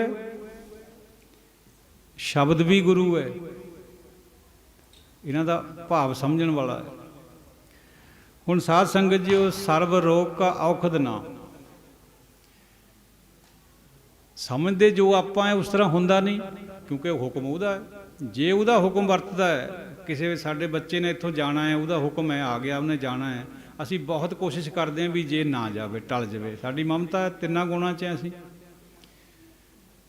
फिर असी समझते हैं भी नहीं, बाणी की गल सच्ची नहीं है। साडे मन में फिर तौखला पैदा होंदा भी चलो हुण किसी झुंडां च मत्था टेक आओ, किसी जोशी ते नग पवा लो, कोई ਜਿਹੜੇ सो ਕਾਲਡ पीर हैं या शहीद खेतों समाधां बनाइया हुई नकली, उन्हों का मत्था टेकिओ, क्योंकि गुरबाणी की सोझी नहीं। जिस व्यक्ति के अंदर नाम पैदा करता ना गुरु ने, ਉਹਦਾ एक शब्द भी बोलिया होया सच हो। तिन्ने कालों विच भी सच रहूगा। पर्वत हिल सकता है, लेकिन नाम वाले महापुरुष का जिहड़ा बोलिया होया अखर है वो टल नहीं सकता, वो रहूगा, सच्चा होगा। उस नाम की गल गुरबाणी च पाई हुई है। तो गल बुझण दी सीगी, बुझना जिहड़ा है वो साडे वास दी असल च गल नहीं है। जे गुरु महाराज किरपा करें, सानू तां अरदास है असीं आपां कर सकते हैं, करनी बनती है और करनी चाहिए है बई महाराज साडी मैं तोड़, इत्थों चलना चाहिए। जो समझ आई दासरे नूं, बाकियां दा पता नहीं किवें आउंदी है। असीं आपां सीधा नाम तां मंगदे हैं, पर नाम उत्थे ही टिकना जिथे मैं टुटूगी। मैं नाल असीं भरे होए हैं। जे साडी मैं वो तोड़ दूगा फिर नाम उत्थे आप ही आ जाना। फिर तो चाहे मंगियो ना मंगियो, जिथे तो हौमे निकल गई, नाम ने उत्थे वसेबा करना ही करना है, उत्थे गुरु बख्श दिंदा। दूजा हैगा वो दूजा भाव जिहदी गल पहलां करी है, ये दो चीज़ां है। दो मन चों ये गुल्ली डंडा निकलूगा, कणक हो जूगी। नहीं फिर जे गुल्ली डंडा वध गया तो कणक नहीं होनी है। दो ये निकल जूंगियां, नाम प्रगट हो जाऊगा, अदरवाइज नहीं। गुरु नानक पातशाह ने तुर फिर के सारे संसार दे विच, पश्चिम तक, ईवन यूरोप तक भी, अफ्रीका तक भी यही संदेश दिता एके दा, oneness, not duality, not dichotomy. साध संगत जीओ, नाम एबसोल्यूट हुंदा है। जिहड़ा नाम है, जिहड़ा रब दा नाम है, वो एबसोल्यूट एज सच नहीं हुंदा, क्योंकि नाम आपां सारे ही बोलते हैं। और नाम जिहड़ा आपां नूं माँ बाप तो, सोसाइटी तो, समाज तो मिल जाता बाहर तो, जिहड़ा वो नाम है वो अंदर तो मिलना और गुरु द्वारा मिलना है। इन्ना अंतर है उही है, रब दा ही नाम है, पर रब दा नाम मैं टुटी हुई हालत विच अंदरों गुरु ने पैदा करना है। बाहर तो नहीं मिलना कितों भी, वो अंदर तो पैदा होना। ये भाव फर्क है इहदा, जिहड़ा बाहर दा रब दा नाम आपां लन्ने ते जिहड़ा असली नाम रब दा बनदा अंदर, जिहदी मैं टुट जाए उत्थे। सोई नाम अछल भगतैं भव तारण, अमरदास गुर को फुरिया। जिहड़ा नाम सदियां तो भगतां नूं तारदा आया, उही गुरु अमरदास जी दे अंदर पैदा होया। भट्टां दे सवैयां च जिक्र आउंदा है। सो ये जिहड़ा नाम है, यह परमात्मा का नाम एक्सोटैरिक है। जिहड़ा नाम अंदर पैदा होंदा वो आइसोटैरिक है। इन्हां दा मतलब ये है, एक्सोटैरिक हुंदा जिन्हों आपां सारे समझ सकीए, ईसोटैरिक वो हुंदा जिन्हों कोई विरला विरला समझे। ये अंग्रेजी के शब्द हैं दो। सब लोग रब का नाम ले सकते हैं, नाम नहीं, क्योंकि नाम साढ़े बात की गल ही नहीं है। नाम गुरु तो मिलना है।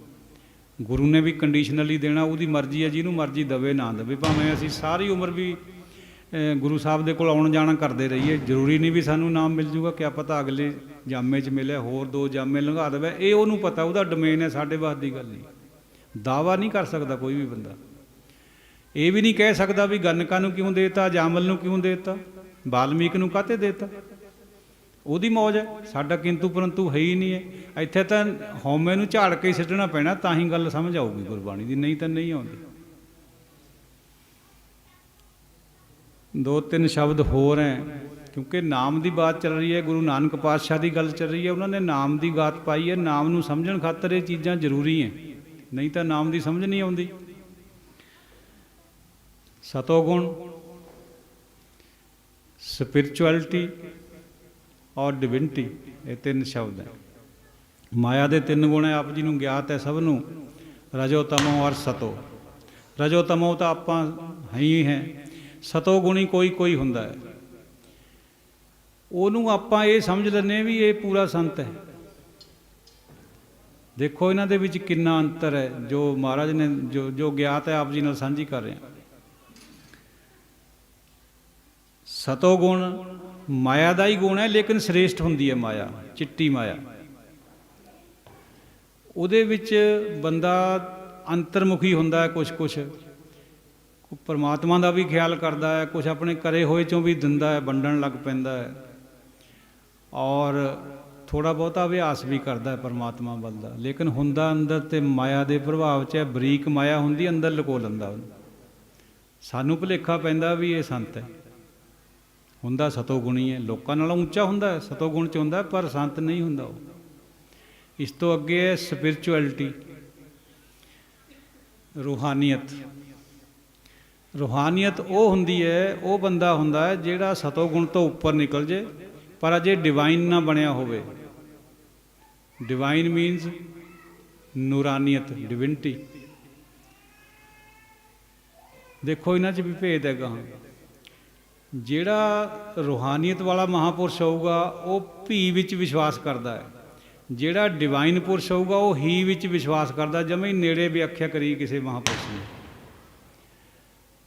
ਜਿਹੜਾ रूहानीयत वाला वो सारिਆਂ ਨੂੰ ਮੰਨੀ ਜਾਊਗਾ, आ भी ठीक है वो भी ठीक है, पर ਜਿਹੜਾ रूहानी तो उपर निकल जाता डिविनिटी वाला है, नूरानीयत वाला है, वो ही विच विश्वास करता भी नहीं, बस परमात्मा ही, होर कोई नहीं।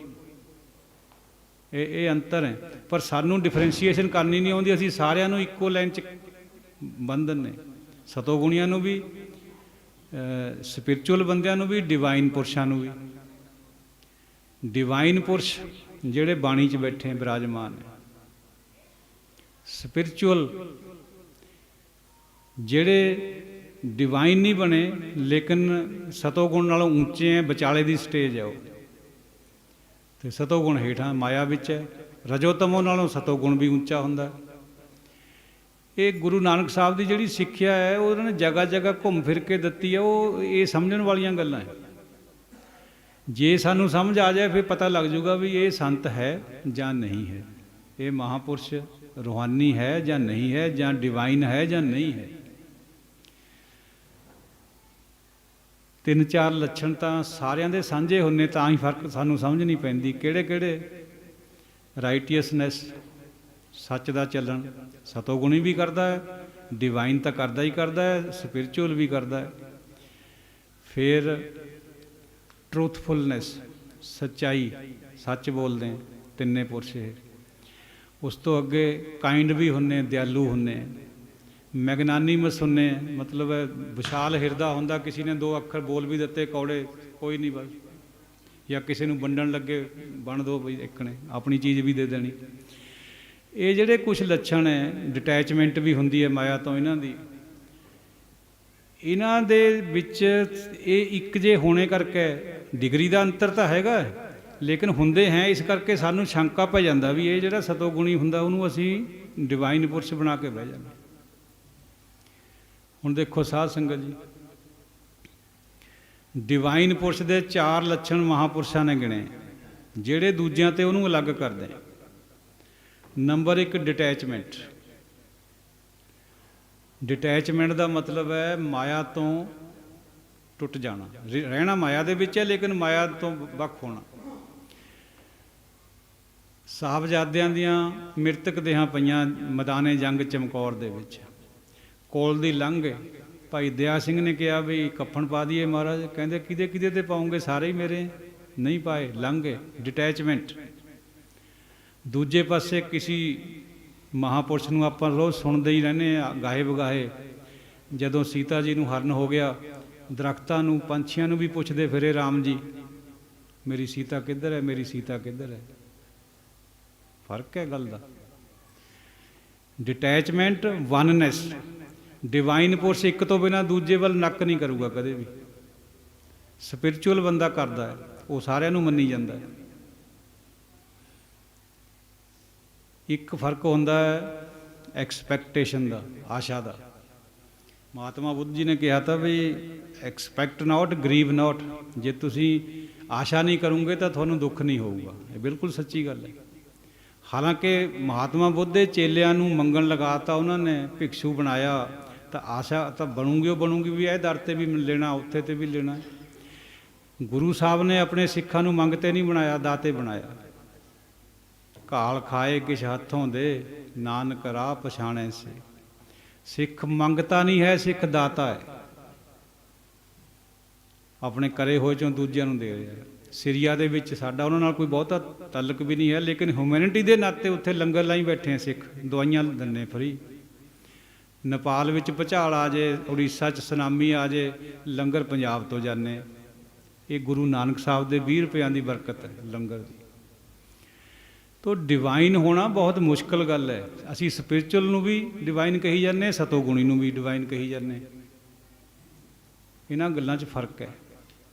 ਹਾਲਾਂਕਿ ਸਤਿਕਾਰ ਦੇ ਪਾਤਰ ਇਹ ਸਾਰੇ ਹੀ ਹੈ। ਸਤਿਕਾਰ ਤਾਂ ਆਪਾਂ ਨੇ ਜਿਹੜਾ ਕੋਈ ਨੈਗੇਟਿਵ ਕੁਆਲਿਟੀ ਵਾਲਾ ਹੈ, ਦੁਸ਼ਟ ਜਿਹਨੂੰ ਕਹਿੰਦੀ ਹੈ ਗੁਰਬਾਣੀ, ਉਹਨਾਂ ਦਾ ਵੀ ਕਰਨਾ ਹੈ, ਮੰਦਾ ਨਹੀਂ ਬੋਲਣਾ, ਸੱਚ ਦੇ ਤੌਰ ਤੇ ਜ਼ਰੂਰ ਕਹਿਣਾ। ਦੇਖੋ ਸਾਧ ਸੰਗਤ ਜੀ, ਅਸੀਂ ਭੋਲੇ ਹਾਂ, ਕਈ ਵਾਰ ਅਸੀਂ ਐਂ ਸਮਝ ਲੈਂਦੇ ਹਾਂ ਵੀ ਨਿੰਦਿਆ ਨਹੀਂ ਜੀ ਕਰਨੀ। ਠੀਕ ਹੈ ਭਾਈ, ਗੁਰਬਾਣੀ ਰੋਕਦੀ ਹੈ ਵੀ ਨਿੰਦਿਆ ਬਿਲਕੁਲ ਨਹੀਂ ਕਰਨੀ, ਲੇਕਿਨ ਗੁਰਬਾਣੀ ਇਹ ਵੀ ਕਹਿੰਦੀ ਹੈ ਵੀ ਸੱਚ ਬੋਲਣੇ ਤੇ ਡਰਨਾ ਵੀ ਕੋਈ ਨਹੀਂ। ਗੁਰੂ ਨਾਨਕ ਪਾਤਸ਼ਾਹ ਨੇ ਜੈਨੀਆਂ ਦੇ ਡੇਰੇ ਪਰ ਜਾ ਕੇ, ਮਾਊਂਟ ਆਬੂ ਅਰਾਵਲੀ ਪਹਾੜ ਪਰ, ਇੱਕ ਜੈਨੀ ਓਜੜ ਪਾਏ, ਸਿਰ ਖੁਆਹੇ ਪੀਏ ਮਲਵਾਣੀ, ਜੂਠਾ ਮੰਗ ਮੰਗ ਖਾਈ।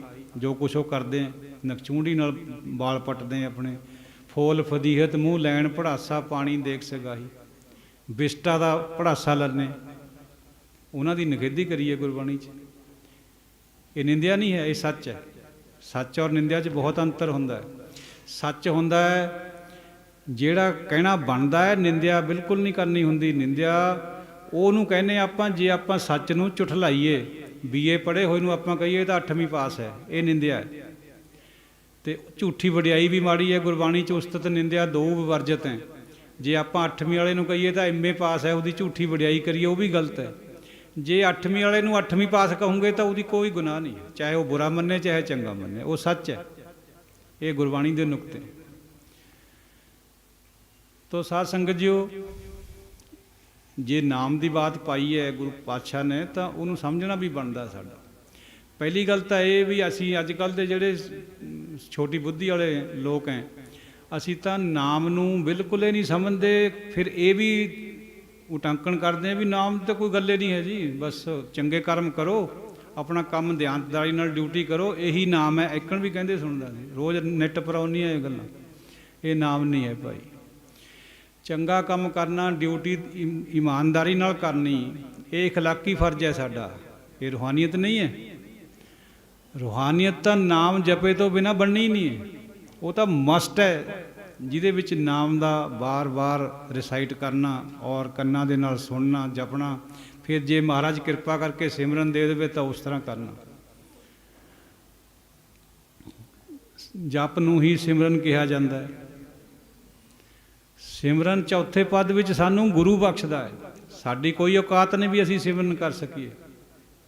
ਜਪ ਕਰ ਸਕਦੇ ਹਾਂ ਆਪਾਂ ਸਾਰਾ, ਕੋਈ ਵੀ ਕਰ ਸਕਦਾ, ਤਿੰਨਾਂ ਗੁਣਾਂ 'ਚ ਜਪ ਹੋ ਸਕਦਾ ਹੈ। ਇਹ ਗੱਲ ਜੁਦੀ ਹੈ ਵੀ ਜਪ ਔਰ ਸਿਮਰਨ ਦੋਹੇ ਭੇਦਾ ਭੇਦ ਸ਼ਬਦ ਹੈ, ਵਰਤੇ ਜਾਂਦੇ ਇੱਕ ਦੂਏ ਦੀ ਜਗ੍ਹਾ, ਪਰ ਸਮਝਣਾ ਵੀ ਪੈਣਾ ਇਹਨਾਂ ਦਾ ਅੰਤਰ। ਦੇਖੋ, ਸੰਤ ਕਿਰਪਾ ਤੇ ਅਨਦਿਨ ਜਾਗ, ਨਾਨਕ ਸਿਮਰਨ ਪੂਰੇ ਭਾਗ। ਪੂਰੇ ਭਾਗ ਹੋਣਗੇ ਗੁਰੂ ਦੀ ਕਿਰਪਾ ਨਾਲ ਤਾਂ ਸਾਨੂੰ ਸਿਮਰਨ ਮਿਲਣਾ ਹੈ। ਇਹ ਸਿਮਰਨ ਸਤਿਗੁਰ ਤੇ ਪਾਈ ਹੈ। ਅਸੀਂ ਆਪਣੇ ਆਪ ਤੇ ਸਮਝਦੇ ਵੀ ਸਾਨੂੰ ਸਿਮਰਨ ਮਿਲ ਗਿਆ, ਨਹੀਂ ਹੈ ਇਸ ਤਰ੍ਹਾਂ ਦੀ ਗੱਲ। ਤਿਸ ਗੁਰ ਕੈ ਸਦ ਬਲ ਜਾਉ ਜਾਈਐ, ਹਰ ਸਿਮਰਨ ਜਿਸ ਗੁਰ ਤੇ ਪਾਈਐ। ਗੁਰੂ ਬਿਨਾਂ ਨਹੀਂ ਸਿਮਰਨ ਕਿਸੇ ਨੂੰ ਵੀ ਮਿਲਦਾ। ਆਪਣੀ ਗਲਤਫਹਿਮੀ ਹੋ ਸਕਦੀ ਹੈ ਵੀ ਅਸੀਂ ਕਹੀਏ ਅਸੀਂ ਮੈਂ ਜੀ ਇੰਨਾ ਸਿਮਰਨ ਕਰਦਾ ਹੈ, ਨੋ ਜਪ ਕਰਦੇ ਹੋ ਸਕਦੇ। ਜਪ ਵੀ ਚੰਗੀ ਗੱਲ ਹੈ, ਕੋਈ ਬੁਰੀ ਗੱਲ ਨਹੀਂ ਹੈ, ਕਿਉਂਕਿ ਜਪ ਪਹਿਲੀ ਸਟੇਜ ਹੈ। ਜਪ ਤੋਂ ਹੀ ਸਿਮਰਨ ਮਿਲਣਾ, ਜੇ ਮਿਲਣਾ ਹੈ। ਉਹੀ ਇੱਕ ਕਦਮ ਚੱਲਣੇ ਵਾਲੀ ਗੱਲ, ਚਰਨ ਸਰਨ ਗੁਰ ਏਕ ਪਿੰਡਾ ਜਾਏ। ਚਲੋ ਪਹਿਲਾ ਕਦਮ ਹੈ ਜਿਹੜਾ ਜਪ ਹੈ। ਹੋ ਸਕਦਾ ਸਾਨੂੰ ਮਹਾਰਾਜ ਸਿਮਰਨ ਦੇ ਦੇਵੇ, ਉਹਦੀ ਰਜ਼ਾ। ਸੋ ਗੁਰੂ ਨਾਨਕ ਪਾਤਸ਼ਾਹ ਨੂੰ ਸਮਝਣਾ ਔਖਾ ਹੈ, ਪਰ ਜੇ ਉਹ ਰਹਿਮਤ ਕਰ ਦੇਵੇ ਤਾਂ ਗੱਲ ਵੀ ਫਿਰ ਕੁਛ ਵੀ ਨਹੀਂ ਹੈ। ਫਿਰ ਅੱਖ ਦੇ ਝਮੱਕੇ ਜਿੰਨੀ ਗੱਲ 'ਚ ਸਮਝ ਦੇ ਦਿੰਦਾ। ਸਾਡੀ ਬੁੱਧੀ ਨੂੰ ਸਮਝ ਨਹੀਂ ਆਉਂਦੀ। ਕਈ ਦਫਾ ਇਸ ਤਰ੍ਹਾਂ ਵੀ ਦੇਖਣ ਸੁਣਨ ਵਿੱਚ ਵੀ ਆਉਂਦਾ ਹੈ, ਕਈ ਲੋਕਾਂ ਦਾ ਇਹ ਖਿਆਲ ਹੈ ਵੀ 10ਵੇਂ ਪਾਤਸ਼ਾਹ ਨਹੀਂ ਜੀ, ਗੁਰੂ ਨਾਨਕ ਸਾਹਿਬ ਨੂੰ ਤਾਂ ਅਸੀਂ ਮੰਨਦੇ ਹਾਂ, ਉਹਨਾਂ ਨੂੰ ਨਹੀਂ ਮੰਨਦੇ। ਕਿਉਂ ਬਈ? ਕਹਿੰਦੇ ਜੀ ਨਹੀਂ, ਉਹ ਮਾਰ ਧਾੜ ਕਰਦੇ ਤੇ। ਉਹ ਸਾਨੂੰ ਸਪਿਰਚੁਅਲਿਟੀ ਔਰ ਡਿਵਿਨਿਟੀ ਦੀ ਸਮਝ ਨਹੀਂ ਹੈ ਤਾਂ ਕਹਿੰਦੇ ਇਹ ਗੱਲਾਂ। ਡਿਵਾਈਨ ਪਰਸਨ ਦੇ ਦੋਹੇ ਰੂਪ ਹੁੰਦੇ ਹਮੇਸ਼ਾ, ਚਾਹੇ ਸਿਦਕੀ ਸ਼ਹੀਦੀ ਦੇਵੇ, ਚਾਹੇ ਖੰਡੇ ਦੇ ਨਾਲ ਖੰਡਾ ਖੜਕਾਵੇ। ਸਿੱਖ ਧਰਮ ਨੂੰ ਸਮਝਣਾ ਦੂਜੇ ਧਰਮਾਂ ਨੂੰ ਇਸੇ ਕਰਕੇ ਔਖਾ ਹੁੰਦਾ। ਅਕਾਲ ਤਖਤ ਸਾਹਿਬ ਨੂੰ ਸਮਝਣਾ ਦਿੱਲੀ ਦੇ ਤਖਤ ਵਾਸਤੇ ਇਸੇ ਕਰਕੇ ਔਖਾ ਹੈ। ਨਹੀਂ ਸਮਝ ਉਹਨਾਂ ਨੂੰ ਵੀ ਡਿਵਾਈਨਿਟੀ ਕਿਆ ਚੀਜ਼ ਹੈ। ਜਦ ਲੋੜ ਪਈ ਹੈ, ਰਾਮ ਜੀ ਨੇ, ਕ੍ਰਿਸ਼ਨ ਜੀ ਨੇ, ਮੁਹੰਮਦ ਨੇ, ਗੁਰੂ ਹਰਗੋਬਿੰਦ ਪਾਤਸ਼ਾਹ ਨੇ, 10ਵੇਂ ਪਾਤਸ਼ਾਹ ਨੇ ਖੰਡਾ ਚੱਕਿਆ। ਜਦ ਨਹੀਂ ਲੋੜ ਹੈ, ਸਿਦਕੀ ਸ਼ਹੀਦੀ ਦਿੱਤੀ ਹੈ, ਸ਼ਾਂਤਮਈ ਸ਼ਹੀਦੀ ਦੇ ਦਿੱਤੀ, ਤਵੀ ਪਰ ਬੈਠ ਗਏ। ਚਾਂਦਨੀ ਚੌਕ 'ਚ ਜਾ ਕੇ ਆਪਣਾ ਗਰਦਨ ਕਟਵਾਈ। ਦੋਏ ਰੂਪ ਹੈ ਡਿਵਿਨਿਟੀ ਦੇ। ਅਸੀਂ ਇੱਕ ਪਾਸੜ ਹੈ, ਬਾਬਾ ਫਰੀਦ ਜੀ ਦੀ ਜਾਂ ਕਬੀਰ ਜੀ ਦੀ ਕੋਈ ਤੁਕ ਪੜ੍ਹ ਲੈਂਦੇ ਹਾਂ ਵੀ ਬਸ ਜੀ ਨੀਵੇਂ ਹੋ ਜਾਓ, ਕਬੀਰ ਸਭ ਤੇ ਹਮ ਬੁਰੇ, ਹਮ ਤਜ ਭਲੋ ਸਭ ਕੋਈ। ਠੀਕ ਹੈ ਭਾਈ, ਇਹ ਗੱਲ ਗਲਤ ਨਹੀਂ ਹੈ, ਪਰ ਇਹ ਕੰਡੀਸ਼ਨਲ ਹੈ, ਇਹਦੇ ਨਾਲ ਕੁਛ ਹੋਰ ਵੀ ਹੈ ਗਾਹਾਂ, ਜਿਹੜਾ ਗੁਰਬਾਣੀ 'ਚ ਬੁੱਝਣੇ ਵਾਲੀ ਗੱਲ ਹੈ। ਭੈ ਕਾਹੂ ਕੋ ਦੇਤ ਨਹਿ ਭੈ ਮਾਨਤਾਨ, ਨਾ ਭੈ ਦੇਣੀ ਹੈ ਕਿਸੇ ਨੂੰ, ਨਾ ਭੈ ਸਹਿਣੀ ਹੈ ਕਿਸੇ ਦੀ। ਫਿਰ ਆਪਾਂ ਇਹ ਵੀ ਕਰਦੇ ਹੁੰਦੇ ਕਈ ਵਾਰ, ਉਹੀ ਮੋਟੀਆਂ ਜਿਹੀਆਂ ਵਿਚਾਰਾਂ ਲੈ ਕਿਆ ਗਲਤੀ, ਜਾਨ ਬਚ ਜਾਂਦੀ ਜੇ ਐਂ ਕਰ ਲੈਂਦੇ। ਉਹ ਭਾਈ ਜਿਹੜਾ ਡਿਵਾਈਨ ਪਰਸਨ ਹੈ ਉਹ ਨਹੀਂ ਹਟੇਗਾ ਆਪਣੀ ਗੱਲ ਤੋਂ, ਚਾਹੇ ਸਿਰ ਉਤਰ ਜਾਏ। ਬਾਬਾ ਨਾਮਦੇਵ ਜੀ ਨੂੰ ਕਿਹਾ ਗਿਆ ਵੀ ਤੂੰ ਅੱਲਾ ਕਹਿ ਦੇ, ਰਾਮ ਕਹਿਣਾ ਛੱਡ ਦੇ। ਕਿਆ ਗੱਲ ਹੈ, ਸਾਡੇ ਵਾਸਤੇ ਕੋਈ ਬੜੀ ਗੱਲ ਨਹੀਂ, ਆਪਾਂ ਕਹਿ ਦੂੰਗੇ ਜਦੇ ਜੇ ਗਰਦਨ ਪਰ ਤਲਵਾਰ ਲਟਕਦੀ ਹੋਵੇ। ਬਾਬਾ ਜੀ ਕਹਿੰਦੇ ਨਹੀਂ ਕਹਿੰਦਾ। ਮਾਂ ਵੀ ਕਹਿ ਹਟੀ, ਬਾਣੀ 'ਚ ਜ਼ਿਕਰ ਹੈ, ਰੁਦਨ ਕਰੇ ਨਾਮੇ ਕੀ ਮਾਏ ਛੋੜ ਰਾਮ ਕੀ ਨਾ ਭਜੈ ਖੁਦਾਏ। ਉਹ ਕਹਿ ਦੇ ਤੂੰ ਛੱਡ ਦੇ ਪਰੇ ਰਾਮ ਨੂੰ, ਅੱਲਾ ਕਹਿ ਦੇ। ਮਾਂ ਕਹਿ ਰਹੀ ਹੈ। ਔਰ ਭਗਤ ਜੀ ਅੱਗੋਂ ਪਤਾ ਕਿਆ ਕਹਿ ਰਹੇ, ਨਾ ਹੋ ਤੇਰਾ ਪੂੰਗੜਾ ਨਾ ਤੂੰ ਮੇਰੀ ਮਾਏ ਪਿੰਡ ਪੜੈ ਤਉ ਹਰ ਗੁਣ ਗਾਏ। ਤੂੰ ਨਹੀਂ ਮੇਰੀ ਮਾਂ ਜੇ ਤੂੰ ਮੈਨੂੰ ਰੋਕਦੀ ਹੈ ਇਹ ਗੱਲ ਤੋਂ। ਮੇਰਾ ਸਰੀਰ ਚਲੇ ਜਾਵੇ ਮੈਂ ਤਾਂ ਵੀ ਰਾਮੇ ਕਹੂੰਗਾ, ਮੈਂ ਨਹੀਂ ਅੱਲਾ ਕਹਿੰਦਾ। ਹਾਲਾਂਕਿ ਮੇਰੇ ਵਾਸਤੇ ਰਾਮ ਅੱਲਾ ਇੱਕੋ ਹੀ ਹੈ, ਪਰ ਮੈਂ ਅੰਡਰ ਕੁਐਸਚਨ ਇਹਨਾਂ ਦੀ ਜ਼ਬਰਦਸਤੀ 'ਚ ਕਿਉਂ ਕਹਾਂ। ਉਹਨਾਂ ਨੇ ਅੱਲਾ ਵੀ ਕਿਹਾ ਆਪਣੀ ਬਾਣੀ 'ਚ, ਬਿੱਠਲ ਵੀ ਕਿਹਾ, ਸਭ ਕੁਝ ਕਿਹਾ, ਲੇਕਿਨ ਉਹਨਾਂ ਦੀ ਜ਼ਬਰਦਸਤੀ ਅੱਗੇ ਨਹੀਂ ਝੁਕੇ। ਉਹ ਸਾਡੇ ਵਾਸਤੇ ਮਾਮੂਲੀ ਗੱਲ ਹੈ ਤ੍ਰੈਗੁਣੀਆਂ ਖਾਤਰ, ਪਰ ਡਿਵਾਈਨ ਪਰਸਨ ਖਾਤਰ ਇਹ ਬਹੁਤ ਬੜੀ ਗੱਲ ਹੈ। ਨਹੀਂ ਝੁਕੇਗਾ ਉਹ ਕਿਸੇ ਤੋਂ ਬੇਵਜ੍ਹਾ। ਹਾਂ, ਇੱਕ ਹੱਦ ਤੱਕ ਨਿਮਰਤਾ ਜ਼ਰੂਰ ਰੱਖਦੇ ਹਾਂ, 2 ਵਾਰ ਦੇਖੂ 3 ਵਾਰ ਦੇਖੂ, ਜੇ ਨਹੀਂ ਹਟਦਾ ਤਾਂ ਫਿਰ ਖੰਡੇ ਨੂੰ ਹੱਥ ਜਾਊਗਾ ਹੀ ਜਾਊਗਾ। ਇਹ ਹੈ ਡਿਵਿਨਿਟੀ। ਸਿੱਖ ਧਰਮ ਡਿਵਿਨਿਟੀ ਦੇ ਨਾਲ, ਡਿਵਾਈਨ ਅਸੂਲਾਂ ਦੇ ਨਾਲ ਭਰਿਆ ਪਿਆ ਹੈ।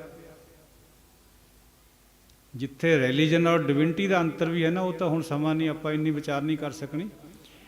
ਉੱਥੇ ਜਿਹੜਾ ਸਿੱਖ ਧਰਮ ਹੈ ਉਹਦੇ ਵਿੱਚ ਤਾਂ ਕੋਈ ਉਹ ਵੀ ਗਲਤ ਨਹੀਂ ਹੈ ਐਸੀ ਗੱਲ ਜਿਹੜੀ ਡਿਵਾਈਨ ਨਾ ਹੋਵੇ। ਅਸੀਂ ਸਿੱਖਾਂ ਨੇ ਗਲਤ ਬਣਾ ਲਈ ਹੋਵੇ ਹੋਰ ਗੱਲ ਹੈ, ਪਰ ਗੁਰੂ ਸਾਹਿਬ ਨੇ ਸਾਰਾ ਕੁਝ ਡਿਵਾਈਨ ਬਣਾ ਕੇ ਪੇਸ਼ ਕਰਿਆ। ਡਿਵਿਨਿਟੀ ਬਹੁਤ ਕੀਮਤੀ ਵਸਤੂ ਹੈ। ਸਾਧ ਸੰਗਤ ਜੀ, ਧਾਰਮਿਕ ਹਰ ਬੰਦਾ ਹੋ ਸਕਦਾ ਹੈ। ਕੋਈ ਮੁਸਲਮਾਨ ਧਰਮ ਪਹਿਰਾਵਾ ਕਰ ਲੇ, ਕੋਈ ਸਿੱਖੀ ਵਾਲਾ ਕਰ ਲੇ, ਕੋਈ ਹਿੰਦੂ ਧਰਮ ਵਾਲਾ, ਕੋਈ ਬੁੱਧ ਧਰਮ ਵਾਲਾ, ਜੈਨ ਧਰਮ ਵਾਲਾ, ਜਿਹੜਾ ਮਰਜ਼ੀ ਕਰ ਲਓ। ਡਿਵਿਨਿਟੀ ਨਹੀਂ ਆ ਸਕਦੀ ਕਿਸੇ 'ਚ ਵੀ, ਉਹ ਉਹਦੀ ਦਾਤ ਹੈ। ਇਹ ਫਰਕ ਹੈ ਧਰਮ ਵਿੱਚ ਔਰ ਡਿਵਿਨਿਟੀ 'ਚ। ਧਾਰਮਿਕ ਬੰਦਾ ਤਿੰਨਾਂ ਗੁਣਾਂ 'ਚ ਫਸਿਆ ਹੋਇਆ, ਆਪਣੇ ਥਾਟਸ ਦੇ ਵਿੱਚ ਜਿਉਂਦਾ ਹੈ। ਧਾਰਮਿਕ ਬੰਦੇ, ਰਿਲੀਜੀਅਸ ਪਰਸਨ, ਦੇ ਲਿਵ ਇਨ ਦੇਅਰ ਥਾਟਸ। ਜਿਹੜਾ ਡਿਵਾਈਨ ਪਰਸਨ ਹੈ ਉਹ ਥਾਟਸ 'ਚ ਨਹੀਂ ਜਿਉਂਦਾ, ਉਹ ਕੌਨਸ਼ੀਅਸਨੈਸ 'ਚ ਜਿਉਂਦਾ ਹੈ। ਹੀ ਇਜ਼ ਐਵਰ ਅਵੇਕ, ਹਮੇਸ਼ਾ ਜਾਗਿਆ ਰਹਿੰਦਾ ਹੈ। ਅਸੀਂ ਸੁੱਤੇ ਰਹਿੰਦੇ, ਫਿਰਦੇ ਤਾਂ ਜਾਗਦੇ ਹੀ ਹੈ, ਪਰ ਗੁਰਬਾਣੀ ਅਨੁਸਾਰ ਆਪਾਂ ਸਭ ਸੁੱਤੇ ਪਏ। ਜਿਸੈ ਜਗਾਏ ਪਿਆਵੈ ਇਹ ਰਸ ਅਕਥ ਕਥਾ ਤਿਨ। ਜਿਹਨੂੰ ਉਹ ਜਗਾ ਲੈਂਦਾ ਹੈ, ਕਿਸੇ ਇੱਕ ਅੱਧੇ ਨੂੰ ਕਰੋੜਾਂ 'ਚੋਂ, ਉਹਨੂੰ ਅੰਮ੍ਰਿਤ ਰਸ ਪਿਲਾ ਕੇ ਬਖਸ਼ ਦਿੰਦਾ ਹੈ। ਅਸੀਂ ਫਿਰਦੇ ਹਾਂ ਧੱਕੇ ਖਾਂਦੇ, ਸਮਝਦੇ ਭਾਵੇਂ ਅਸੀਂ ਉਸ ਜਾਗੇ ਹੋਏ ਨਾਲੋਂ ਵੀ ਆਪਣੇ ਆਪ ਨੂੰ ਪਰਾਂ ਉੱਚਾ ਸਮਝਦੇ, ਕਿਉਂਕਿ ਬੁੱਧੀ ਹੈ। ਜਿੰਨਾ ਚਿਰ ਬੁੱਧੀ ਖੁੰਡੀ ਨਹੀਂ ਹੁੰਦੀ, ਉਨਾ ਚਿਰ ਪਰਮਾਤਮਾ ਦੇ ਨਾਲ ਸਾਡਾ ਜੁੜਨਾ ਨਾਮੁਮਕਿਨ ਹੈ। ਇਹ ਬੁੱਧੀ ਨੂੰ ਖੁੰਡਾ ਗੁਰੂ ਕਰਦਾ, ਬਾਣੀ ਕਰਦੀ ਹੈ। ਸਾਰੇ ਧਾਰਮਿਕ ਗ੍ਰੰਥ ਪਵਿੱਤਰ ਹੈ, ਮੁਬਾਰਕ ਹੈ, ਸਤਿਕਾਰ ਦੇ ਪਾਤਰ ਹੈ। ਟੋਇਨ ਵੀ ਇੱਕ ਇਤਿਹਾਸਕਾਰ ਹੋਇਆ UNO 'ਚ, ਹੁਣੇ ਤਾਜ਼ੀ ਉਹ ਗੱਲ ਹੈ 20-30 ਸਾਲ ਦੀ। ਉਹਨੂੰ UNO ਵੱਲੋਂ ਡਿਊਟੀ ਲਗਾਈ ਗਈ ਵੀ ਤੂੰ ਸਾਰੇ ਧਰਮਾਂ ਦਾ ਅਧਿਐਨ ਕਰਕੇ ਕੋਈ ਕਿਤਾਬ ਲਿਖ ਦੇ। ਕਹਿੰਦਾ ਜੀ ਠੀਕ ਹੈ। ਸਾਰੇ ਧਰਮਾਂ ਦਾ ਅਧਿਐਨ ਕਰਿਆ। ਉਹਨੇ ਜੋ ਕਿਤਾਬ ਲਿਖੀ, ਉਹਦੀਆਂ 2 ਟੂਕਾਂ ਆਪਦੇ ਨਾਲ ਸਾਂਝੀਆਂ ਕਰਨ ਲੱਗਾ। ਉਹਨੂੰ ਪੁੱਛਿਆ ਗਿਆ ਬਈ ਕਿਹੜਾ ਗ੍ਰੰਥ ਪਵਿੱਤਰ ਹੈ? ਉਹ ਕਹਿੰਦਾ ਸਾਰੇ ਹੀ ਗ੍ਰੰਥ ਪਵਿੱਤਰ ਹੈ। all religious books contain truth, ਸਾਰਿਆਂ ਵਿੱਚ ਸੱਚ ਹੈ, ਬਟ ਪਰੰਤੂ Guru Granth contains fullness of truth। ਬਹੁਤ ਅੰਤਰ ਹੈ ਗੱਲ 'ਚ। ਗੁਰੂ ਗ੍ਰੰਥ ਸਾਹਿਬ ਜੀ ਵਿੱਚ ਸਮੁੱਚਾ ਸੱਚ ਹੈ, ਹਾਲਾਂਕਿ ਸੱਚ ਹੋਰ ਪਾਸੇ ਵੀ ਹੈ। ਇਹ ਅੰਗਰੇਜ਼ ਦੀ ਗੱਲ ਹੈ। ਫਿਰ ਉਹਨੂੰ ਦੂਜਾ ਸਵਾਲ ਕਰਿਆ ਵੀ ਸਭ ਤੋਂ ਵਧੀਆ ਮਨੁੱਖ ਸਾਰਿਆਂ ਧਰਮਾਂ 'ਚੋਂ ਤੈਨੂੰ 93 ਕਿਹੜਾ ਚੰਗਾ ਲੱਗਿਆ? ਕਹਿੰਦਾ ਜੀ ਸਾਰੇ ਮੁਬਾਰਕ ਹੈ ਧਰਮ ਵਾਲੇ, ਪਰ ਮੈਨੂੰ ਉਹ ਸਿੱਖ ਸਭ ਤੋਂ ਵਧੀਆ ਲੱਗਿਆ ਜਿਹਦਾ ਦਾੜਾ ਵੀ ਪ੍ਰਕਾਸ਼ਿਤ ਹੋਵੇ ਔਰ ਪੂਰਾ ਗੁਰਸਿੱਖ ਹੋਵੇ। ਇਹ ਤਾਂ ਲਿਖਤ ਵਿੱਚ ਹੈ ਗੱਲ। ਫਿਰ ਅਗਲਾ ਸਵਾਲ ਆ ਗਿਆ ਵੀ 93 ਸਾਹਿਬ ਇਹ ਦੱਸ ਵੀ ਸਭ ਤੋਂ ਕੋਝਾ ਮਨੁੱਖ ਕਿਹੜਾ ਹੈ ਜਿਹਨੂੰ ਨਾ ਚੰਗਾ ਤੈਨੂੰ ਲੱਗਿਆ ਹੋਵੇ? ਕਹਿੰਦਾ ਉਹ ਸਿੱਖ ਜਿਹਨੇ ਦਾੜੀ ਕੇਸ ਕਤਲ ਕਰੇ ਵੇ। ਇਹ ਅੰਗਰੇਜ਼ ਦੀ ਗੱਲ ਹੈ। ਤੋ ਗੁਰੂ ਨਾਨਕ ਸਾਹਿਬ ਨੇ ਬਾਲੇ ਨੂੰ ਪਹਿਲਾਂ ਹੀ 2-3 ਗੱਲਾਂ ਸਮਝਾਤੀਆਂ ਸੀ, ਆਪਣੇ ਮਰਦਾਨੇ ਨੂੰ, ਵੀ ਕੇਸਾਂ ਦਾ ਕਤਲ ਨਹੀਂ ਕਰਨਾ ਹੈ। ਇਹ ਪਰਮਾਤਮਾ ਵੱਲੋਂ ਦਾਤ ਹੈ ਸਾਨੂੰ, ਸਾਡੀ ਨਹੀਂ ਲਾਈ ਹੋਈ ਕਿਸੇ ਦੀ ਵੀ। ਇਹ ਮਾਂ ਦੇ ਪੇਟ 'ਚ ਵੀ ਬੱਚੇ ਦੇ ਸਿਰ ਪਰ ਹੁੰਨੇ ਕੇਸ, ਛੋਟੇ ਹੁੰਨੇ ਭਾਵੇਂ। ਇਹ ਵੀ ਇੱਕ ਰਿਵਾਜ ਜਿਹਾ ਬਾਅਦ 'ਚ ਹੁਣ ਬਣ ਗਿਆ। ਪਹਿਲਾਂ ਤਾਂ ਕ੍ਰਿਸ਼ਨ ਜੀ ਦੇ ਵੀ ਗੁੱਟਾ, ਉਹਨਾਂ ਨੂੰ ਤਾਂ ਕੇਸਵ ਕਹਿੰਦੇ ਆ, ਕੇਸਾਂ ਕਰਕੇ ਕਹਿੰਦੇ ਆ। ਰਾਮਚੰਦਰ ਜੀ ਦੇ ਵੀ ਗੁੱਟਾ ਹੁੰਦਾ ਸੀ, ਵਾਲਮੀਕ ਜੀ ਦੇ ਵੀ ਸਿਰ ਦੇ ਉੱਤੇ ਗੁੱਟਾ ਹੁੰਦਾ ਸੀ। ਆ ਤਾਂ ਹੁਣ ਨਵਾਂ ਫੈਸ਼ਨ ਜਿਹਾ ਚੱਲ ਪਿਆ 200-400 ਸਾਲ ਤੋਂ ਕੇਸਾਂ ਦੇ ਕਤਲ ਦਾ। ਗੁਰਦੁਆਰਾ ਸਾਹਿਬ ਦਾ ਨਾਂ ਹੀ ਕੇਸਗੜ੍ਹ ਰੱਖਿਆ ਦਸ਼ਮੇਸ਼ ਜੀ ਨੇ ਅੰਮ੍ਰਿਤ ਛਕਾ ਕੇ। ਤੋ ਕੇਸਾਂ ਦੀ ਮਹਾਨਤਾ ਹੈ, ਕੋਈ ਐਵੇਂ ਨਹੀਂ ਇਹ ਗੱਲਾਂ ਹੈ। ਇਹ ਵੀ ਠੀਕ ਹੈ ਵੀ ਕੋਈ ਕੇਸ ਰੱਖ ਕੇ ਰੱਬ ਨੂੰ ਮਿਲ ਜੂਗਾ, ਇਹੀ ਜੀ ਵੀ ਗੱਲ ਨਹੀਂ ਗੁਰਬਾਣੀ ਨੇ ਪਾਈ। ਨੋ ਆਏ ਨਾ ਗਲਤ ਫਹਿਮੀ ਨਾ ਲਿਆਇਓ। ਲੇਕਿਨ ਇਹ ਮਸਟ ਹੈ, ਇਹ ਜ਼ਰੂਰੀ ਹੈ। ਰੱਬ ਦਾ ਹੁਕਮ ਹੈ, ਹੁਕਮ ਮੰਨਣਾ। ਜਿਹੜਾ ਬੰਦਾ ਹੁਕਮ 'ਚ ਨਹੀਂ ਆਉਂਦਾ ਉਹਨੂੰ ਗੁਰਬਾਣੀ ਬੰਦਾ ਨਹੀਂ ਮੰਨਦੀ। ਪੁੱਛੋ ਕਿਉਂ? ਕਬੀਰ ਜੀ ਦਾ ਹੁਕਮ ਹੈ, ਹੁਕਮ ਪਛਾਣੈ ਸੋ ਏਕੋ ਜਾਣੈ, ਬੰਦਾ ਕਹੀਏ ਸੋਈ। ਜਿਹੜਾ ਉਹਦੇ ਹੁਕਮ ਨੂੰ ਮੰਨਦਾ, ਹੁਕਮ ਇਹ ਪਹਿਲਾ ਹੈ। ਮਨ ਦੇ ਵਿੱਚ ਕਹਿੰਦੇ ਜੀ ਸਾਡਾ ਮਨ ਸਾਫ਼ ਹੈ, ਉਹ ਕਿੱਥੇ ਭਾਈ? ਮਨ ਵਿੱਚ ਤਾਂ ਬਹੁਤ ਮੈਲ ਹੈ, ਭਰਿਆ ਹੀ ਪਿਆ। ਤੁਸੀਂ ਆਹ ਬਾਹਰਲਾ ਹੁਕਮ ਤਾਂ ਮੰਨ ਨਹੀਂ ਸਕੇ, ਦੂਜਾ ਕਿੱਥੋਂ ਮੰਨ ਲਓਗੇ? ਬਹੁਤ ਬੈਲੈਂਸਡ ਅਪਰੋਚ ਹੈ ਗੁਰਬਾਣੀ ਦੀ। ਇਹ ਨਹੀਂ ਕਿਤੇ ਵੀ ਕਿਹਾ ਵੀ ਤੂੰ ਕੇਸਾਧਾਰੀ ਹੋ ਕੇ ਤੈਨੂੰ ਹੁਣ ਰੱਬ ਮਿਲੇ ਜਾਊਗਾ, ਐਂ ਵੀ ਨਹੀਂ ਕਿਹਾ। ਲੇਕਿਨ ਕੇਸ ਰੱਖਣੇ ਜ਼ਰੂਰ, ਹੁਕਮ ਹੈ ਪਰਮਾਤਮਾ ਦਾ। ਸੋ ਸਾਧ ਸੰਗਤ ਜੀ, ਉਹ ਟਾਈਮ ਭੱਜਿਆ ਜਾਂਦਾ ਹੈ, ਸੰਕੋਚਣੀ ਹੈ ਗੱਲ। ਜਦੋਂ ਵੀ ਜ਼ਿਕਰ ਆਊਗਾ ਗੁਰੂ ਨਾਨਕ ਪਾਤਸ਼ਾਹ ਦਾ ਦੁਨੀਆ ਦੇ ਵਿੱਚ, ਕਿਸੇ ਦੀ ਜ਼ਬਾਨ ਤੋਂ, ਰਸਨਾ ਤੋਂ, ਕੋਈ ਕਿਤਾਬ ਲਿਖੂਗਾ, ਕੋਈ ਕੁਛ ਵੀ ਉਹਨਾਂ ਦਾ ਜ਼ਿਕਰ ਕਰੂਗਾ, ਤਾਂ ਏਕੇ ਦੀ ਬਾਤ ਪਾਊਗਾ, ਜਿਹੜੀ ਕਿ ਸਾਰੇ ਗੁਰੂ ਗ੍ਰੰਥ ਸਾਹਿਬ ਜੀ ਦੇ ਵਿੱਚ ਪਾਈ ਹੋਈ ਹੈ ਜਗ੍ਹਾ ਜਗ੍ਹਾ। ਭਾਈ ਗੁਰਦਾਸ ਜੀ ਨੇ ਬਹੁਤ ਬਾ ਕਮਾਲ ਗੁਰਬਾਣੀ ਨੂੰ ਖੋਲ੍ਹਿਆ ਹੋਇਆ। ਭਾਈ ਗੁਰਦਾਸ ਜੀ ਦੀ ਸਟੱਡੀ ਕਰੇ ਬਿਨਾਂ ਬਾਣੀ ਦੀ ਸਮਝ ਨਹੀਂ ਲੱਗਦੀ ਬੰਦੇ ਨੂੰ। ਜਿਹੜੀ ਗੱਲ ਗੁਰਬਾਣੀ 'ਚ ਬੁੱਝਣੇ ਦੇ ਤੌਰ ਪਰ ਇਸ ਤਰੀਕੇ ਨਾਲ ਰੱਖੀ ਗਈ ਹੈ, ਉਹ ਗੱਲ ਨੂੰ ਖੋਲ੍ਹਿਆ ਭਾਈ ਗੁਰਦਾਸ ਜੀ ਨੇ, ਫਿਰ ਸਮਝ ਆਉਂਦੀ ਹੈ ਵੀ ਬੱਲੇ ਬੱਲੇ ਆਹ ਕੁਛ ਹੈ ਬਾਣੀ 'ਚ। ਅਸੀਂ ਤਾਂ ਬਹੁਤ ਦੂਰ ਬੈਠੇ। ਅਸਲ 'ਚ ਆਪਾਂ ਕਰੀਏ ਵੀ ਕਿ ਸਾਡੀ ਬੁੱਧੀ ਉਹ ਤਿੰਨਾਂ ਗੁਣਾਂ 'ਚ। ਹੁਣ ਭਾਈ ਗੁਰਦਾਸ ਜੀ ਚੌਥੇ ਪਾਤਸ਼ਾਹ ਵਿਚਰਨ ਵਾਲੇ ਆ, ਉਹਨਾਂ ਨੇ ਉਹ ਗੱਲਾਂ ਖੋਲ੍ਹ ਦਿੱਤੀਆਂ ਜਿਹੜੀਆਂ ਬਾਣੀ 'ਚ ਸਾਨੂੰ ਸਮਝ ਨਹੀਂ ਲੱਗਦੀਆਂ। ਉੱਪਰੋਂ ਅਸੀਂ ਕੋਈ ਹੋਰੇ ਮਤਲਬ ਕੱਢੀ ਫਿਰਦੇ ਉਹਨਾਂ ਦਾ। ਜਿਵੇਂ ਫਰੀਦਾ ਰੱਤੀ ਰਤ ਨਾ ਨਿਕਲੇ ਜੇ ਤਨ ਚੀਰੇ ਕੋਏ, ਗੁਰਬਾਣੀ ਦੀ ਤੁਕ ਹੈ। ਪਰ ਖਦਸ਼ਾ ਸੀ ਗੁਰੂ ਸਾਹਿਬ ਨੂੰ ਵੀ ਸ਼ਾਇਦ ਮੇਰੇ ਸਿੱਖ ਆਏ ਉਹਨਾਂ ਸਮਝ ਲਵੇਂ ਵੀ ਜਿਹਨੂੰ ਜੇ ਸੰਤ ਦੇ ਸਰੀਰ ਨੂੰ ਚੀਰੀਏ ਉਹਦੇ ਵਿੱਚ ਤਾਂ ਲਹੂ ਹੁੰਦਾ ਹੀ ਨਹੀਂ। ਬਾਣੀ ਕਹਿੰਦੀ ਹੈ ਰੱਤੀ ਰਤ ਨਾ ਨਿਕਲੇ ਜੇ ਤਨ ਚੀਰੇ ਕੋਏ, ਆਪਣਾ ਸ਼ਬਦ ਨਾਲ ਪਾ ਦਿੱਤਾ। ਫਿਰ ਉਹ ਬੁੱਝਣੇ ਵਾਲੀ ਗੱਲ। ਜੋ ਤਨ ਰੱਤੇ ਰੱਬ ਸਿਓ ਤਿੰਨ ਤਨ ਲੋਭ ਰਤ ਨਾ ਹੋਏ। ਉਹ ਰਤ ਦੇ ਨਾਲ ਲੋਭ ਸ਼ਬਦ ਬਾਬਾ ਜੀ ਨੇ ਛੱਡ ਦਿੱਤਾ ਸੀ, ਗੁਰੂ ਸਾਹਿਬ ਨੇ ਉਹ ਪਾ ਦਿੱਤਾ ਤਾਂ ਕਿ ਸਮਝ ਆ ਜਾਏ, ਕਿਤੇ ਹੋਰੇ ਦਾ ਹੋਰੇ ਨਾ ਸਮਝ ਲੈਣ। ਪਰ ਬਾਕੀ ਬਹੁਤ ਜਗ੍ਹਾ ਗੁਰਬਾਣੀ 'ਚ ਇਸ ਤਰ੍ਹਾਂ ਬੁੱਝਣੇ ਵਾਲੀਆਂ ਬਾਤਾਂ ਪਾਈਆਂ ਹੋਈਆਂ। ਕਹੋ ਕਬੀਰ ਪ੍ਰਗਟ ਭਈ ਖੇਡ, ਲੇਲੇ ਕੋ ਚੁੰਗੇ ਨਿਤ ਭੇੜ। ਬੁੱਝੀ ਜਾਓ, ਲੇਲੇ ਨੂੰ ਭੇੜ ਚੁੰਗਦੀ ਹੈ, ਬਾਣੀ ਦੀ ਤੁਕ ਹੈ। ਪਹਿਲਾਂ ਪੂਤ ਪਿਛੈਰੀ ਮਾਈ, ਗੁਰ ਲਾਗੋ ਚੇਲੇ ਕੀ ਪਾਈ। ਪੁੱਤ ਪਹਿਲਾਂ ਹੈ, ਮਾਂ ਬਾਅਦ ਵਿੱਚ ਹੈ। ਬੁੱਝੀ ਜਾਓ, ਬਹੁਤ ਬੁਝਾਰਤਾਂ ਗੁਰਬਾਣੀ 'ਚ ਪਾਈਆਂ ਹੋਈਆਂ।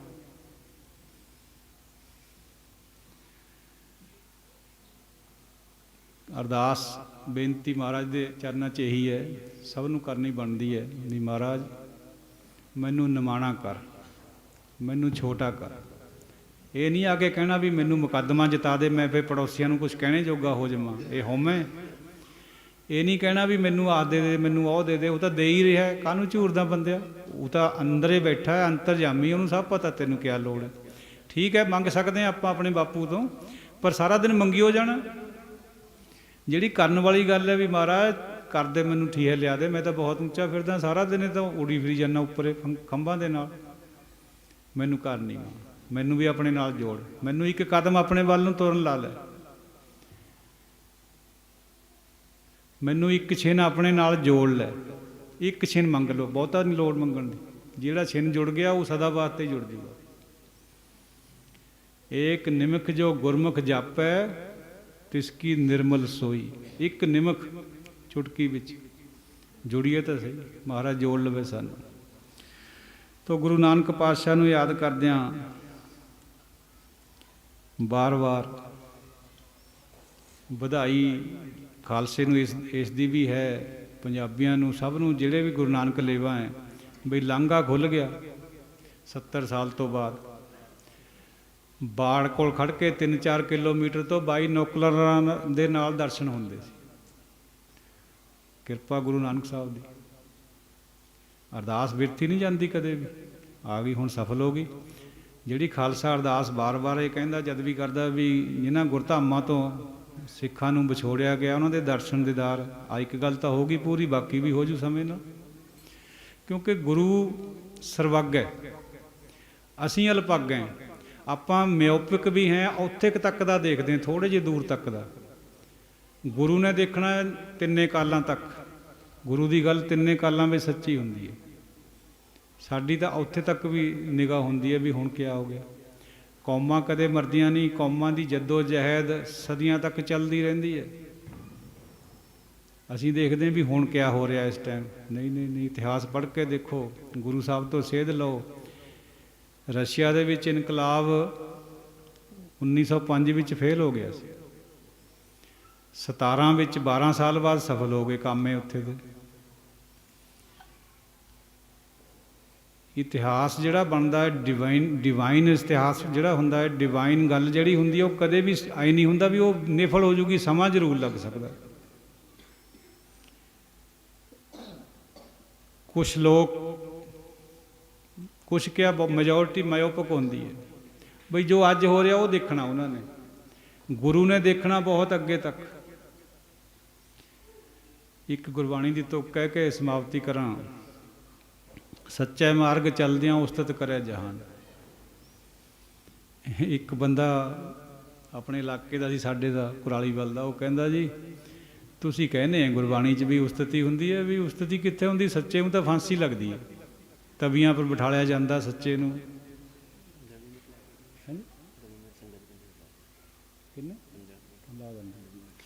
हाँ जी, वो कहंदा जी भी सच्चे मार्ग चलदे उस्तति कित्थे हुंदी, सगों दुख तकलीफां आउंदियां। मंसूर नूं सूली पर चढ़ाता, बाबा रविदास नाल भी घट नहीं करी बनारस दे विच, कबीर जी नाल भी घट नहीं करी, बनारस चों ही कढ़ दित्ते। बई उस्तति किवें हुंदी है? ये उही गल है भी साडी जिहड़ी सोच है मायोपिक है, थोड़ी जी दूर तक देखदी है। वो भाई 300-400 ही साल होया जे बाबे कबीर नूं, बाबा रविदास जी नूं,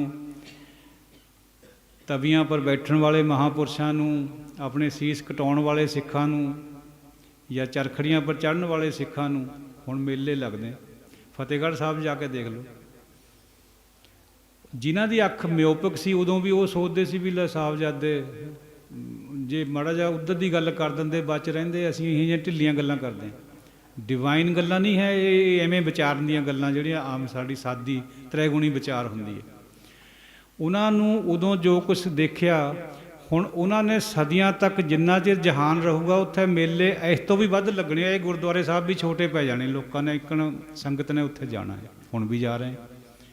जे उदों की गल करिए उदों तो कोई उन्हां नूं उठाउण भी नहीं आया। एक टोडर मल नितरिया गुरु दा सिख,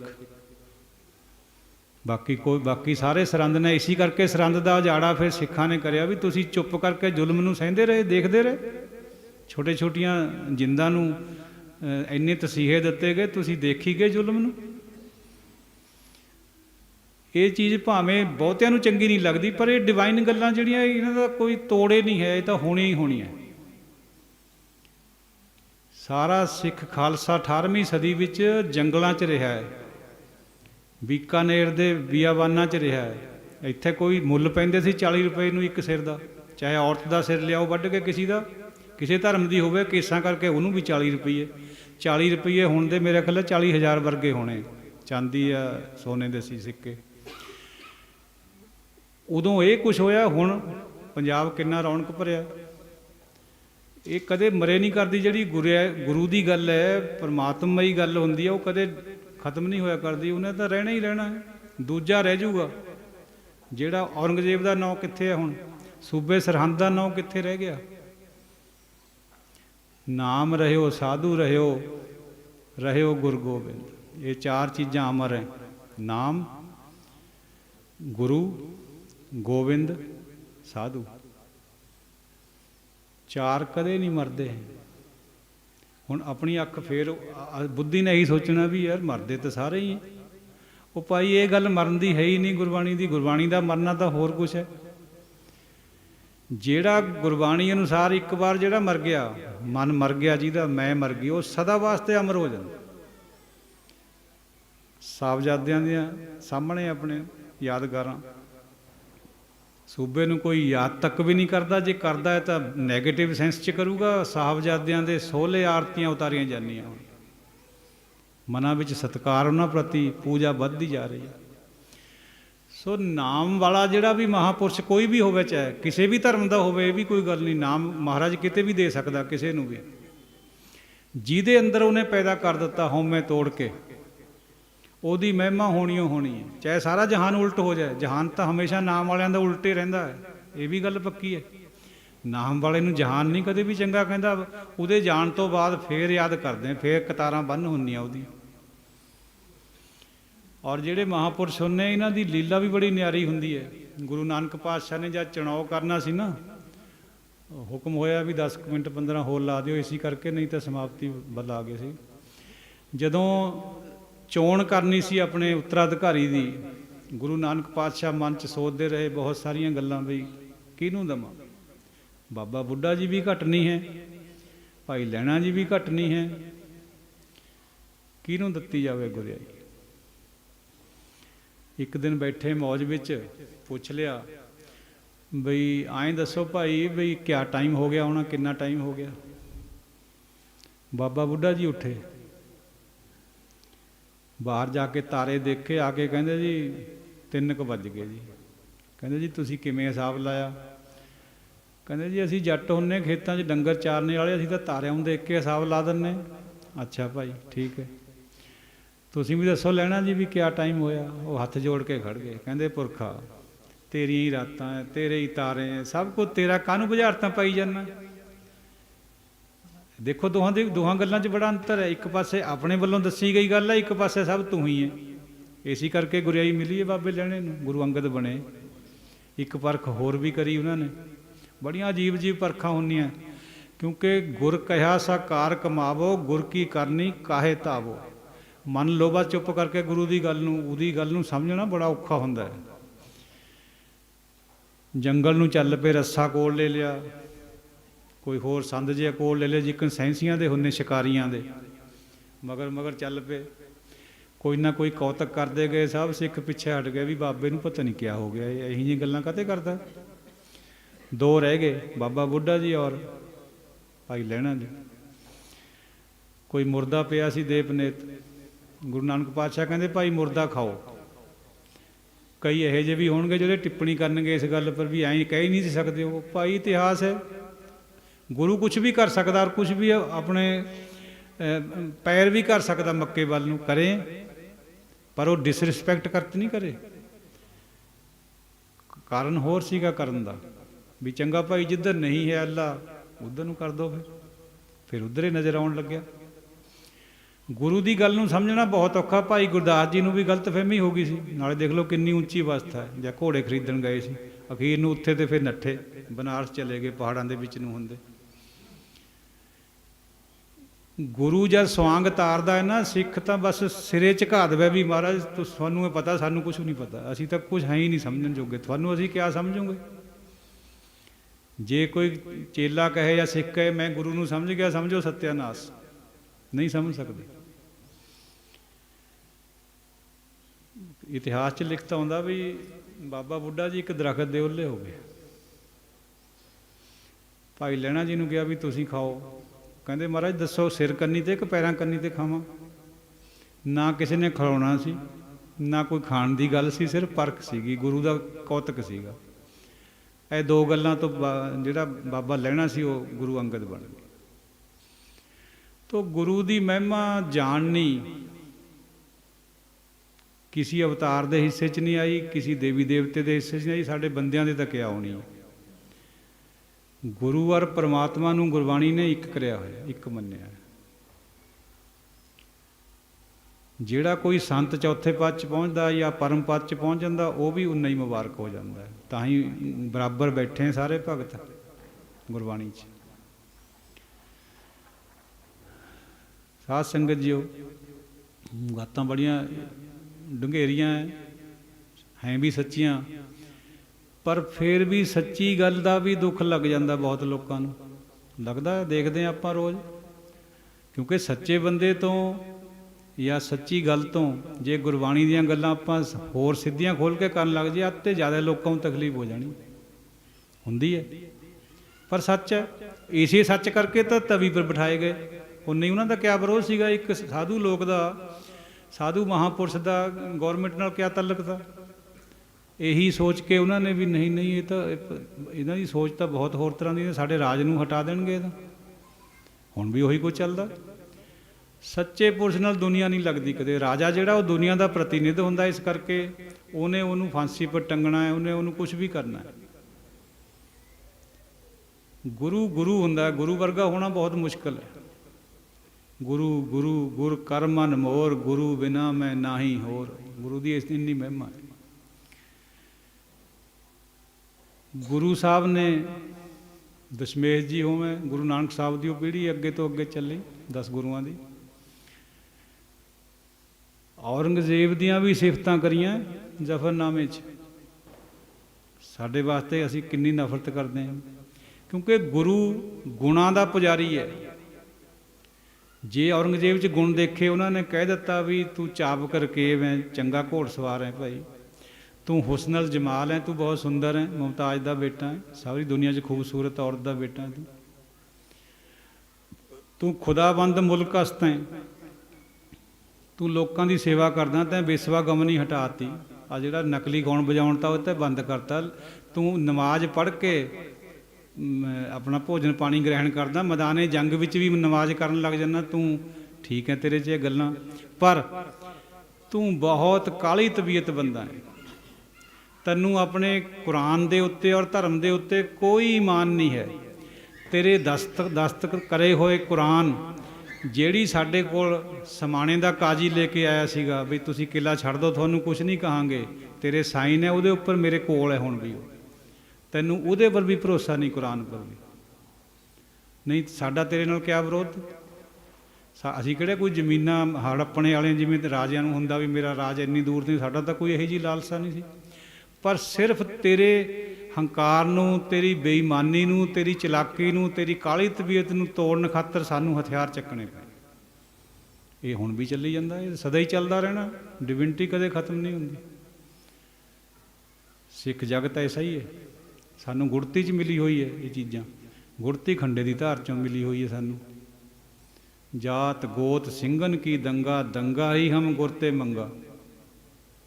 ਚਾਹੇ ਅਸੀਂ ਸ਼ਾਂਤਮਈ ਸ਼ਹੀਦੀਆਂ ਦੇਣ ਜਾਣਦੇ ਹਾਂ, ਸਾਨੂੰ ਸਿਖਾਇਆ ਹੋਇਆ ਗੁਰੂ ਨੇ, ਚਾਹੇ ਖੰਡਾ ਵੀ ਖੜਕਾਉਣ ਜਾਣਦੇ। ਦੁਨੀਆ ਦੀਆਂ ਦੋਹੇ ਬੜੀਆਂ ਲੜਾਈਆਂ 'ਚ ਸਿੱਖ ਮੂਹਰੇ ਹੋ ਕੇ ਪੰਜਾਬੀ ਲੜੇ। ਹੁਣ ਸ਼ਾਂਤਮਈ ਜਦ ਲੋੜ ਪਈ ਹੈ ਤਾਂ ਸੀਰੀਆ ਦੇ ਵਿੱਚ ਮੁਸਲਮਾਨ ਭਰਾਵਾਂ ਖਾਤਰ ਲੰਗਰ ਲਈ ਬੈਠੇ, ਦਵਾਈਆਂ ਲਈ ਬੈਠੇ। ਇਹੀ ਸਿੱਖੀ ਹੈ, ਇਹੀ ਡਿਵਿਨਟੀ ਹੈ। ਹੋਰ ਕੌਮਾਂ ਜਾਂ ਧਰਮ ਹੈ ਜਿਹੜੇ ਇੱਕ ਦੂਏ ਪਰ ਨਫ਼ਰਤ ਬਹੁਤ ਕਰਦੇ ਆ। ਆਪਾਂ ਨਫ਼ਰਤ ਨਹੀਂ ਕਰਦੇ ਕਿਸੇ ਨਾਲ ਵੀ, ਪਰ ਜੇ ਕੋਈ ਸਾਨੂੰ ਵੀ ਫਿਰ ਨਹੀਂ ਹਟਦਾ ਤਾਂ ਅਸੀਂ ਫਿਰ ਸਿੱਧੇ ਵੀ ਹੁੰਨੇ ਉਹਦੇ ਨਾਲ। ਆਹ ਥੋਟ ਹੈ ਸਿੱਖੀ ਦਾ, ਜਿਹੜਾ ਗੁਰਬਾਣੀ ਦਾ, ਜਿਹੜਾ ਡਿਵਿਨਟੀ ਦਾ ਥੋਟ ਹੈ, ਪਰ ਇਹਦੀ ਸਮਝ ਨਹੀਂ ਆਉਂਦੀ। ਅਕਾਲ ਤਖਤ ਸਾਹਿਬ ਦਾ ਕਿਆ ਵਿਰੋਧ ਤਾਂ ਦਿੱਲੀ ਨਾਲ? ਉਹਨਾਂ ਨੂੰ ਸਮਝੇ ਨਹੀਂ ਇਸ ਗੱਲ ਦੀ ਵੀ ਇਹ ਸੱਚਾ ਤਖਤ ਹੈ, ਸਾਡੇ ਝੂਠੇ ਤਖਤ ਹੈ। ਤੁਸੀਂ ਮਿਟ ਜਾਣਾ, ਤੁਹਾਡੇ ਕਿੰਨੇ ਆਲੇ ਕਿੰਨੇ ਚਲੇ ਗਏ, ਅਕਾਲ ਤਖਤ ਸਾਹਿਬ ਸਦਾ ਅਮਰ ਹੈ। 6ਵੇਂ ਪਾਤਸ਼ਾਹ ਨੇ ਉੱਥੋਂ ਮੀਰੀ ਪੀਰੀ ਦਾ ਕਨਸੈਪਟ ਦਿੱਤਾ ਸਿੱਖਾਂ ਨੂੰ ਵੀ ਪੀਰੀ ਵੀ ਰੱਖਣੀ ਅੰਦਰ, ਪਰ ਮੀਰ ਵੀ ਬਣਨਾ ਹੈ, ਰਾਜਾ ਵੀ ਬਣਨਾ ਹੈ।